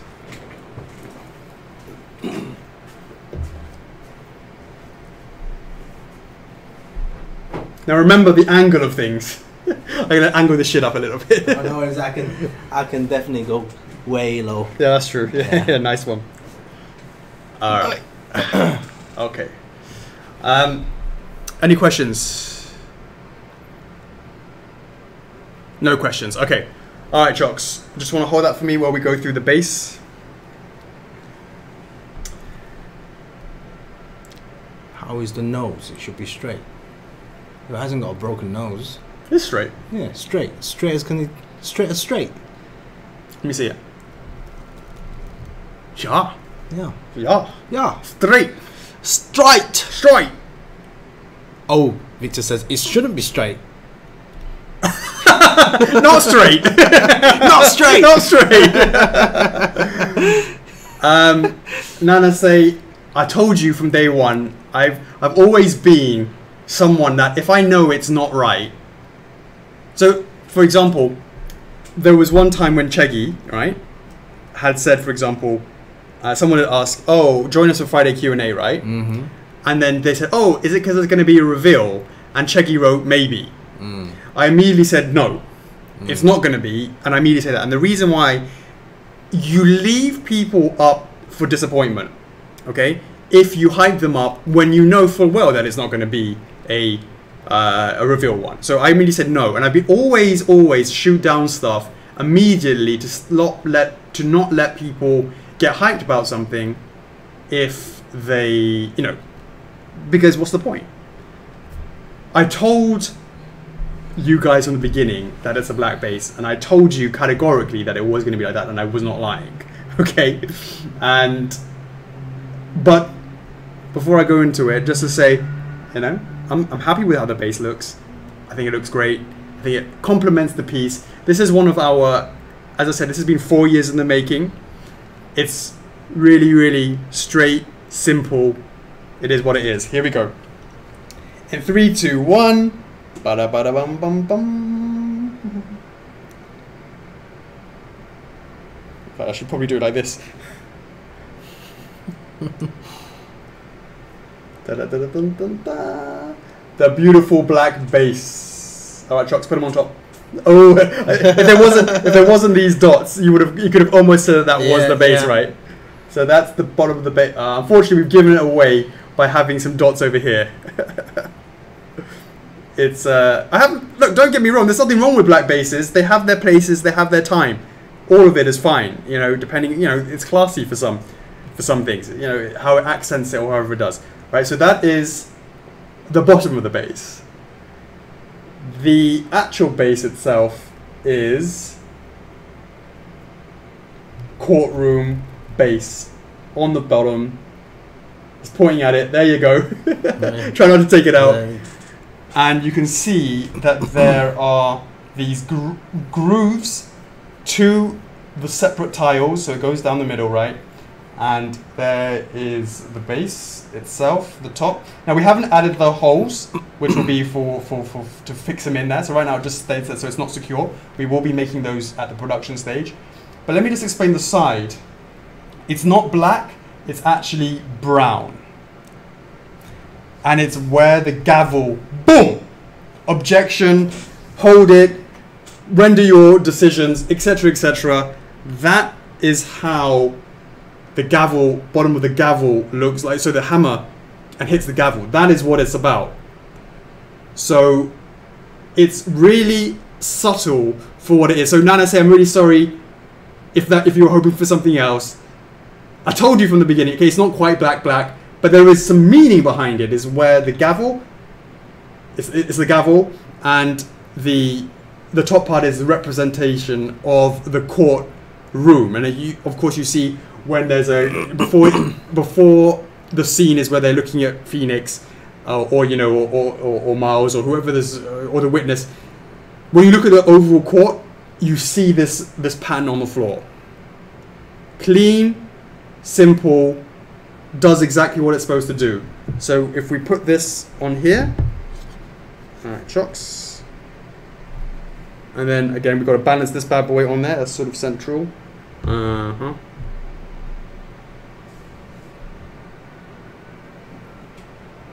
Any objections? So there you go, guys. Again, as I said, this is just it's kind of like loose. We would make it, but I think this is probably a good idea. What do you think, Chocks? This foot is on this on the bigger square, and that's on the smaller one. It looks actually quite good like that. Sort of randomly put on it, and that looks. Yeah. So there you can see what it looks like. Now, I want to talk. Is there anything to add before we talk about this? So this is the standard version, right? Chocks, can we get some height, some? Do we not bother with that, or do we bother with that? I don't have that with Okay, we don't bother with that. It's all in the documentary, blah blah blah blah. And it's like so this is the standard version. What you see is what you get. You get the Phoenix, right? Bada bing, bada boom. The top part, the bottom part, and the base. Complete package. Nice and simple. Hey, a lot of people be like, hey, 1/4 too big. Hey, here's a 1/6 for you. Let's see how that does, right? I mean, guys, we've been saying from day one that we are working on 1/4 and we are working on 1/6. We never left the 1/6. I mean, obviously, this is quite an old piece, but, we'd never stopped working on it. So, just to let you guys know, I mean, obviously, we work in different scales, including the PVCs and the SDs. So, hopefully, win-win for everyone. Absolutely. So, yeah, this is absolutely going to have a Pegs in there, Johnny, if that's what you're asking. Before, I want to talk about, as those who may not know, but I'm sure most of you do, we do offer usually an exclusive version, and I would love to show you it. I'm going to show it to you in the form of what I believe is, quite frankly, one of the best ever videos that we've ever made. Big shout out to Ting, who did a fantastic job. Big shout out to Peggy as well, who came with the pacing. It's going to make a lot of sense to you when you go back and see that. You know, Chocks was obviously having the part in there as well. This video is... They did the hard work. It's just fantastic. I'm so proud of the team. Can't begin to say how great it is. I know I'm hyping it up, but I can't not hype it up anymore because it's so on point. I just gotta just this video. I mean, you look at all the previous videos we've done. Okay, fine, blah blah blah blah blah. But this one, really, guys, really pay attention. Really focus on it. Don't move your eyes away from the screen. You really have to stay fixated on the entire video to understand the whole, the music, the pacing, the timing. Of course, it's not going to mean as much to you if you've never played a Phoenix Wright game, to be honest with you. But if you have, this is like it's just walked out of the game. It's just, it captures the essence of the drama, of the comical side of the game. I'm just so proud of this video. I can't begin to tell you. So I'm going to let the video, because it's so awesome, do the talking, and I really hope you like it. You're going to see what the exclusive is in the video, and let's have a conversation about it. Nana says now announced that he's seen it already. Take his words. Here we go. I'm really excited for this. I feel like, you know, I've got loads. Be careful with the audio, just in case it might be too loud or too quiet. I'll be. Just make sure that just put your fingers ready on the volume bar, just in case it's a little bit too loud or it's too quiet. Yeah. But if it's too quiet, I should be able to see that. Chocks, I'm just gonna take this off because I don't want to knock into this. So you take that for me, Chocks. Okay, take this off. And we.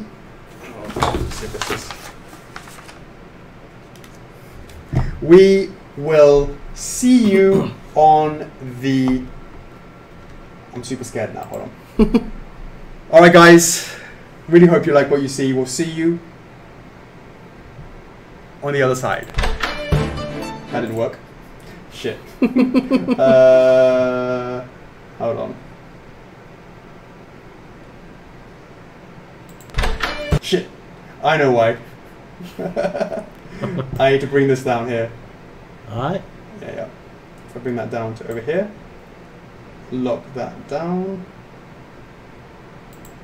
Yeah. Alright, and then, alright, we should see you on the other side. Volume? I'm gonna check it now. Okay.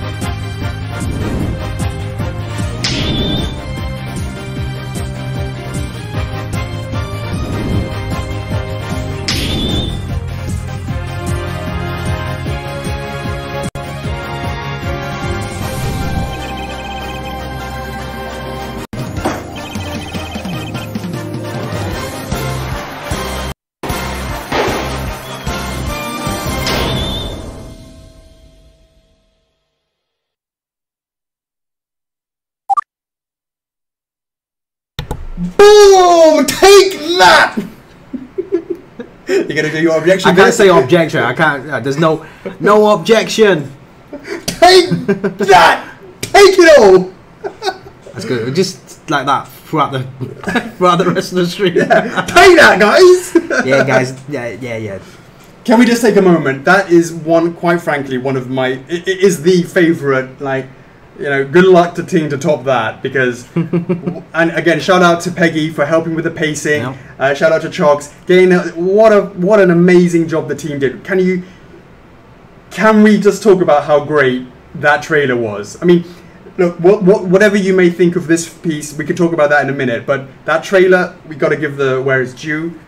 You know, shout out to Ting, shout out to Peggy for getting this. What an amazing thing! What an amazing thing! They did such a great job on that. Let's move this. Oh, this is heavy. Move this out of my Chocks. I don't know what that is. And now we have the actual definitive version. So let's just talk a little bit about this. As you know, you've seen the standard version. The exclusive version comes with this shouting face. Now we have the ability now to just pick up the standard head, and now without any fingers in the way, we can just sort of bring that up much closer, and you can sort of see a little bit better of the actual, you know, the eyes. It's still not bloody focusing, but the exclusive version comes with the standard base, comes with the standard head, which is this one here, and the exclusive version then also comes with the shouting face. So 2 heads for the exclusive version comes with the standard base and the 2 heads, the alternating heads. So here is the new head, and you know all those details that we talked about for the standard head, i.e. the hair, all that sort of stuff, is all the same. Of course, the only difference is he's shouting. He's got a bit more expression. You know, it's the. You know, I'd like to hear what do you think. Do you like the standard head, or do you prefer the shouting head? You know, let us know in the comments which one do you prefer. Which one do you prefer, Chocks? I like them both. Yeah. Sometimes you got to shout. Sometimes you got to shout. Sometimes you just don't need to. Yeah. Usually I've got to shout quite a lot. But you know, it's for the exclusive. You have that. You have the choice. You have the choice, right? Now let's talk about the exclusive. The definitive version. The definitive version is exactly the same as the exclusive, where it comes with Phoenix. Same Phoenix with 2 heads, exactly the same. But of course, you have the elephant in the room, and that of course is this environment base, and it has the beautiful defense bench that you have in the game. If you've played the game, you'll know exactly what I'm talking. Because as I was saying earlier on the stream, I kind of alluded to it, that we could have literally just made a bust of Phoenix, because that's all you really see. You don't see the legs. You could have just made a bust of Phoenix behind the defense table. I kind of subtly gave it away, and then that would have been it, done. However, the definitive version comes with this base, and it means that from the front you cannot see his legs. Now, usually most people won't like that, because most people don't like that because they want to see the entirety of their piece, and I get that. But Phoenix Wright is unique.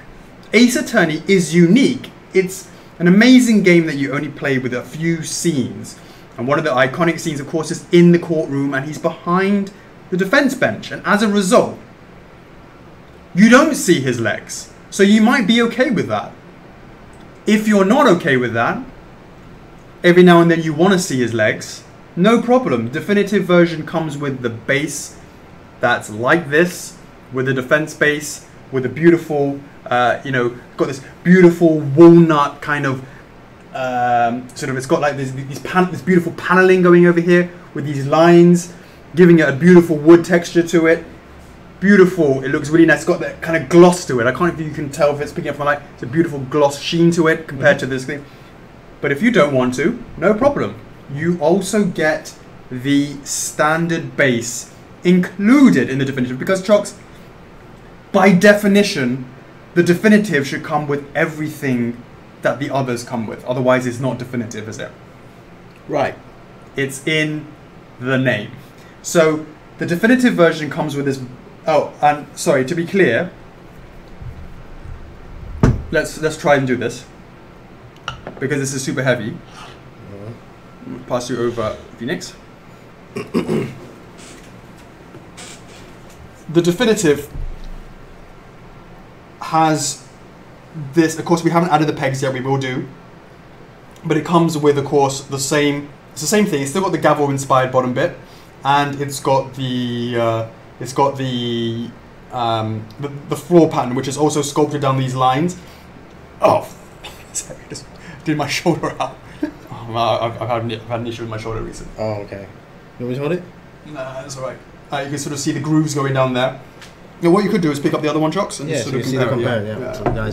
So guys, these standard bases, as Alex was saying, in the courtroom, all right, with the same sort of tile. Yeah, tile base and the gavel rim. Yeah. And with the DE base, it's the same height.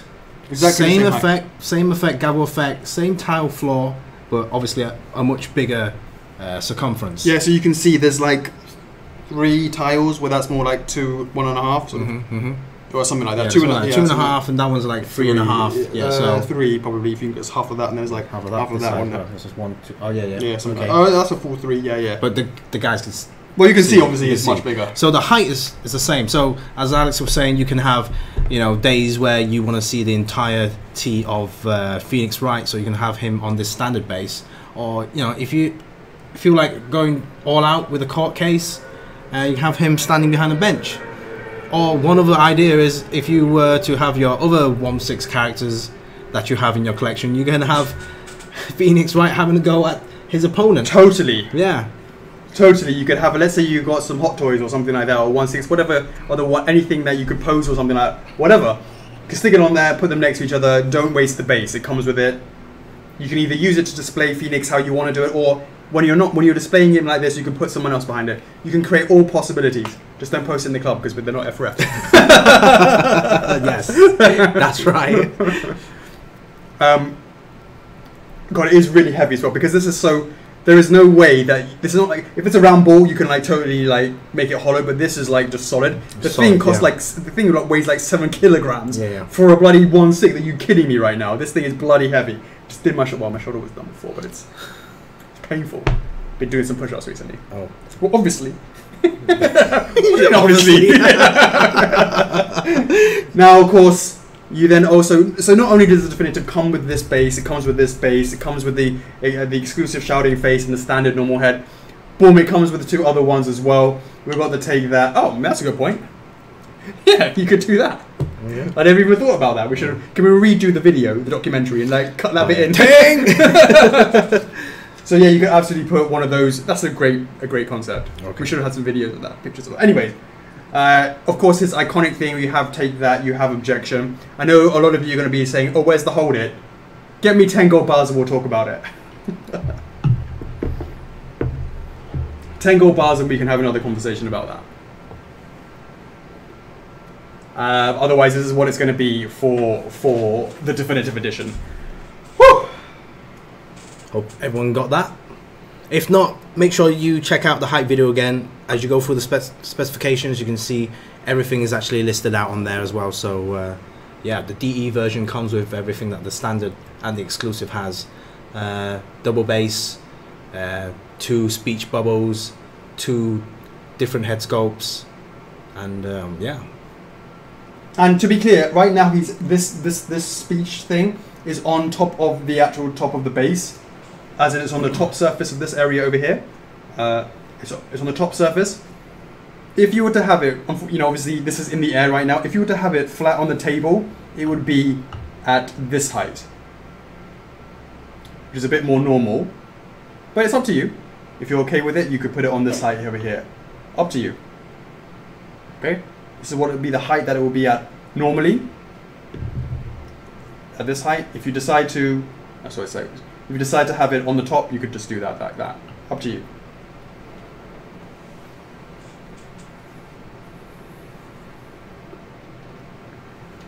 That's right, Jake. DDT, chucking wood. I'm not a woodchuck though.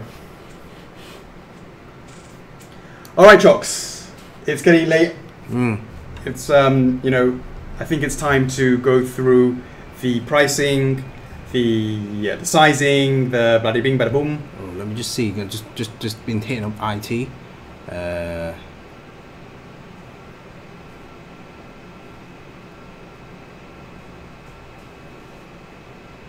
Don't worry, we'll tell the boys that we'll go through it all.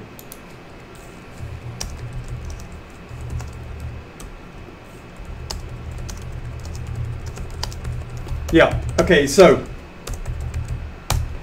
let's go through the pricing. All right, guys. So as to begin with, obviously we have 5 warehouses. So guys,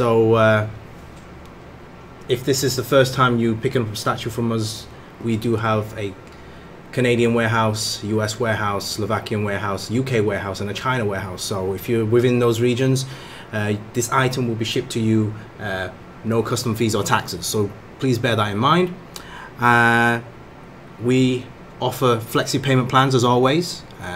Really straightforward, basic stuff. 12-month plans. So that is from there get-go. We never take full payment from the start. It's just a 10% NRD for the item.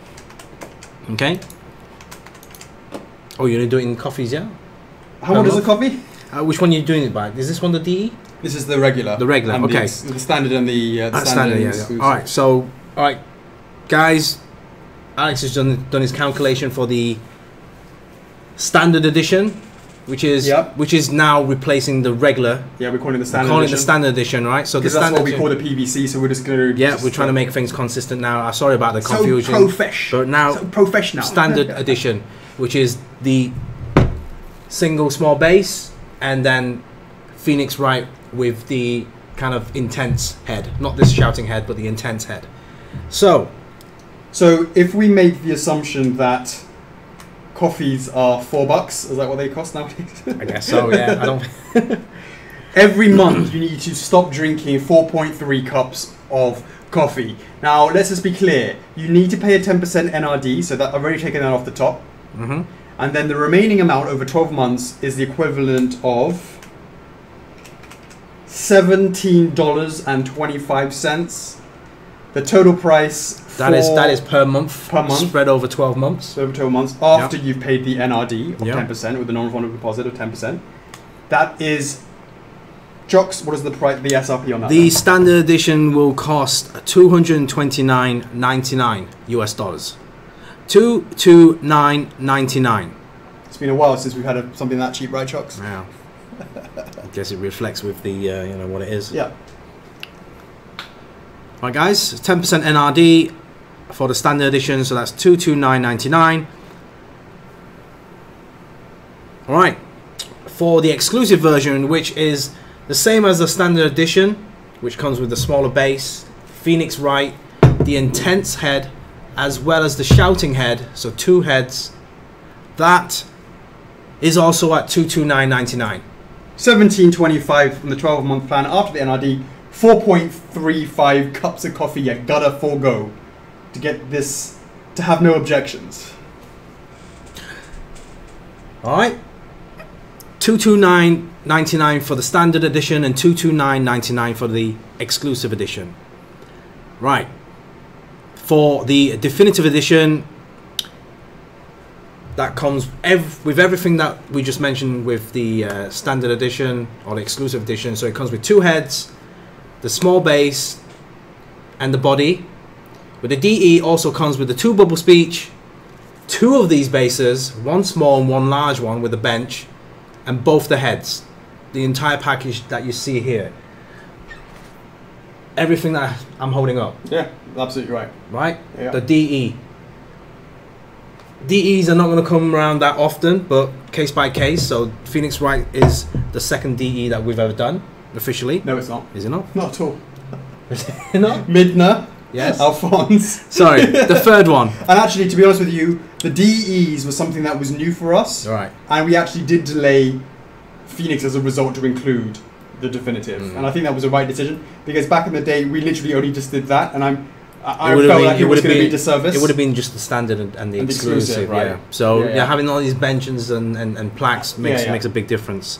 So and that's also come out of what we developed from Crash. Developing the acrylic concepts and stuff like that. So all of it sort of snowballed, and that's almost like a silver lining for taking 4 years to get this thing out. Yeah.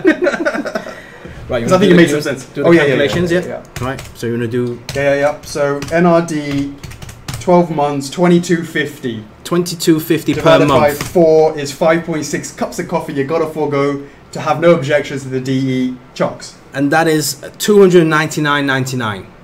$299.99 for the definitive edition. So just to recap, the standard edition and as well as the exclusive edition, both of those are $229.99 each, and the DE is $299.99.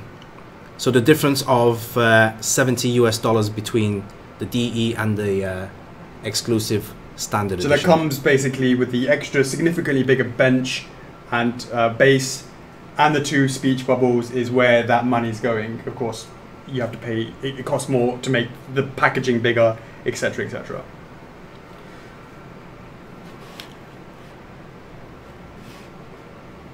Right.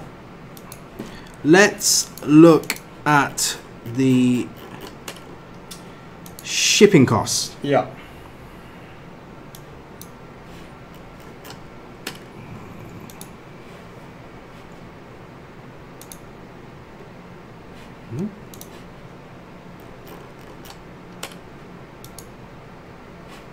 Okay. Let me bring this on the screen, so just double check that. That's right. All right. For the standard and exclusive shipping costs, for Zone 1, that is United States, that is $35. Okay, for the standard and exclusives, 35 for US. For Zone 2, which is EU, that is $45. So those include UK, Sweden, Spain, Slovakia, Monaco, Hungary, Ireland. Are you? Yeah, hungry now. So that's $45. Okay. For Canada, Zone 8, that is $55. For Australia, that is 65.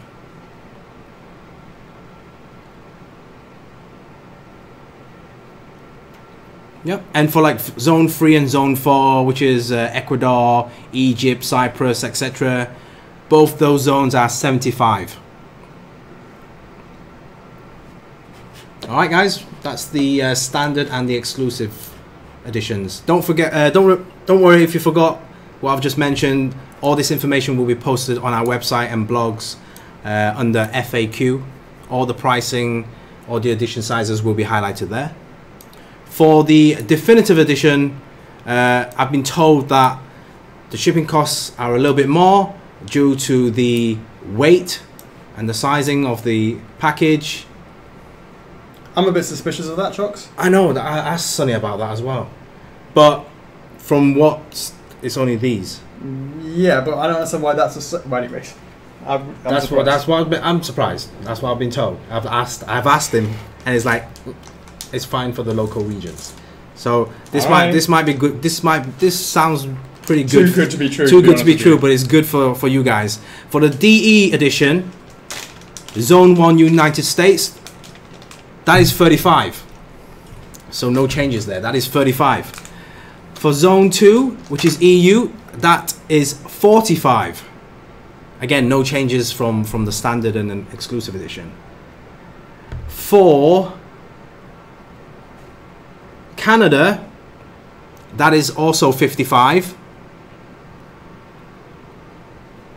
However, for the Australians, that has gone to 125. And that's because it's done by the weight. Yeah. Which so I'm surprised. Yeah.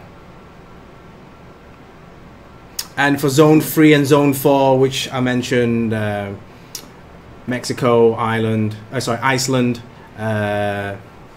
Costa Rica, Ecuador, Why is Egypt. Iceland so expensive? That needs to be checked. 125 on those. I just thought it'd be cheaper from Slovakia than that.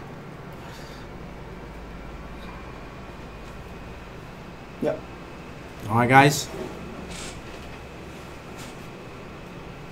Alright, there we have it, guys. So we cover the shipping, cover the pricing, cover the warehouse, cover the edition size. Guys, after the stream, this will go live. So take the time to enjoy the video, the documentary, go through all the pictures, research, etc., etc. Please rewatch that video, that trailer. Yeah, spend a lot of time and effort on that. You know, from Ting and Peggy. Go through that. If any questions, ask us in the club. You have a whole week to reserve and pre-order because next Friday, the 30th, will be validation, and this is the first statue in the Phoenix Wright line, so first come first serve when it comes to numbers.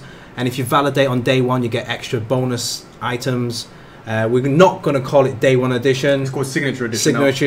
Signature edition because we started that from Alphonse. That's correct. So you still get the bonus reward points on day one.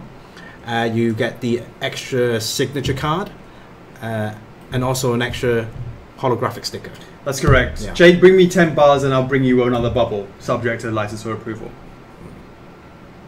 We'll do a trade. And we're giving some away, aren't we, Chocks? What? Are we giving anything away? Are we done with the Phoenix Wright? Yeah. This is the Phoenix Wright. Yeah. Yeah. And when we go live, we'll make a post on the main page. Yeah. As always, guys, every single launch we always do a giveaway. Not always. 99.9% of the time, we always do a giveaway. Alright, so this is the same. So we're going to do a giveaway for the exclusive version for Phoenix Wright on the main page. So make sure you sign up for that one on the main page. Yeah? Mm-hmm. And then after Phoenix Wright, we do the Tekken Law reopening of the pre-orders on the main page as well. Make sure you check out that. Yep. And then after that, the continuation of the Spiral Reignited Trilogy giveaway. Yes. Yes, a lot of things to do after the stream. Yeah, shout out to Peggy who's up at 1 AM or 1:30 to deal with this as well. Yeah, so I can go home now then, yeah? Right, guys, any questions? But she knows that the club doesn't even start jumping until 3 in the morning, so she's alright. Yeah. To be young again. To be young again. I was looking in the mirror the other day, today, and I was like, oh, What? I got the crow feet going on. Right? Yeah. Because it's all that smiling. That's all that bloody cringing every time I go live, and I say, oh god, it's not going to hit those 10 gold bars. I go, I think that's the reason. Alright. TT. Hey, sorry, Marie, shipping zones, once we posted the FAQ on social media, you'll be able to see the pricing of the shipping costs. Or if you just put the item into the checkout box and just do a dummy checkout, you'll be able to see your pricing, shipping costs for your region as well. JDJ, 10 gold bars. I'm just always going to say the gold standard should always be for anything. We want everything that we do to hit 600 as a default for anything that we do, regardless of what the value of it is.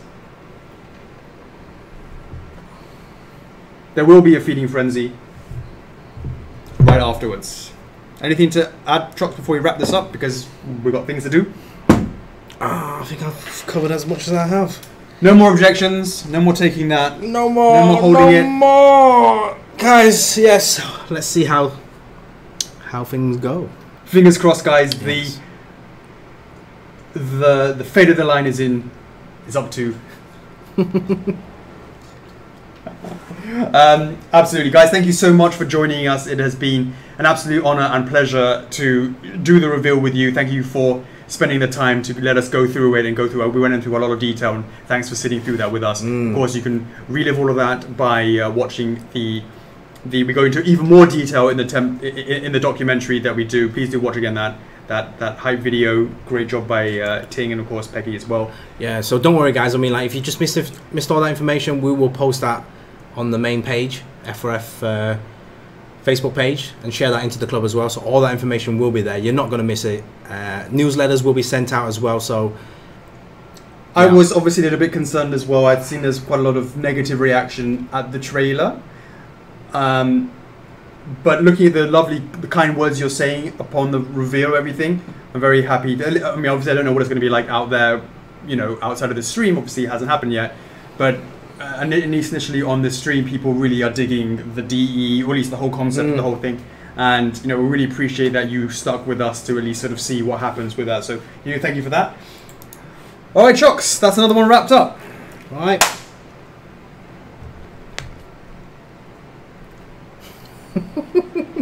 Right, what do I do here again? It's been a while. It, of course, has been Friday Q&A with Chocks Day number 95. 23rd of November 2018. Have a great day, America. Have a great evening, Europe. You should be sleeping, Asia. You should definitely be sleeping, Australasia. Thank you so much for joining us. I am your host, Alex. I'm Chocks. F4F is love. F4F is life. I will see you in the next one. Peace. Laters.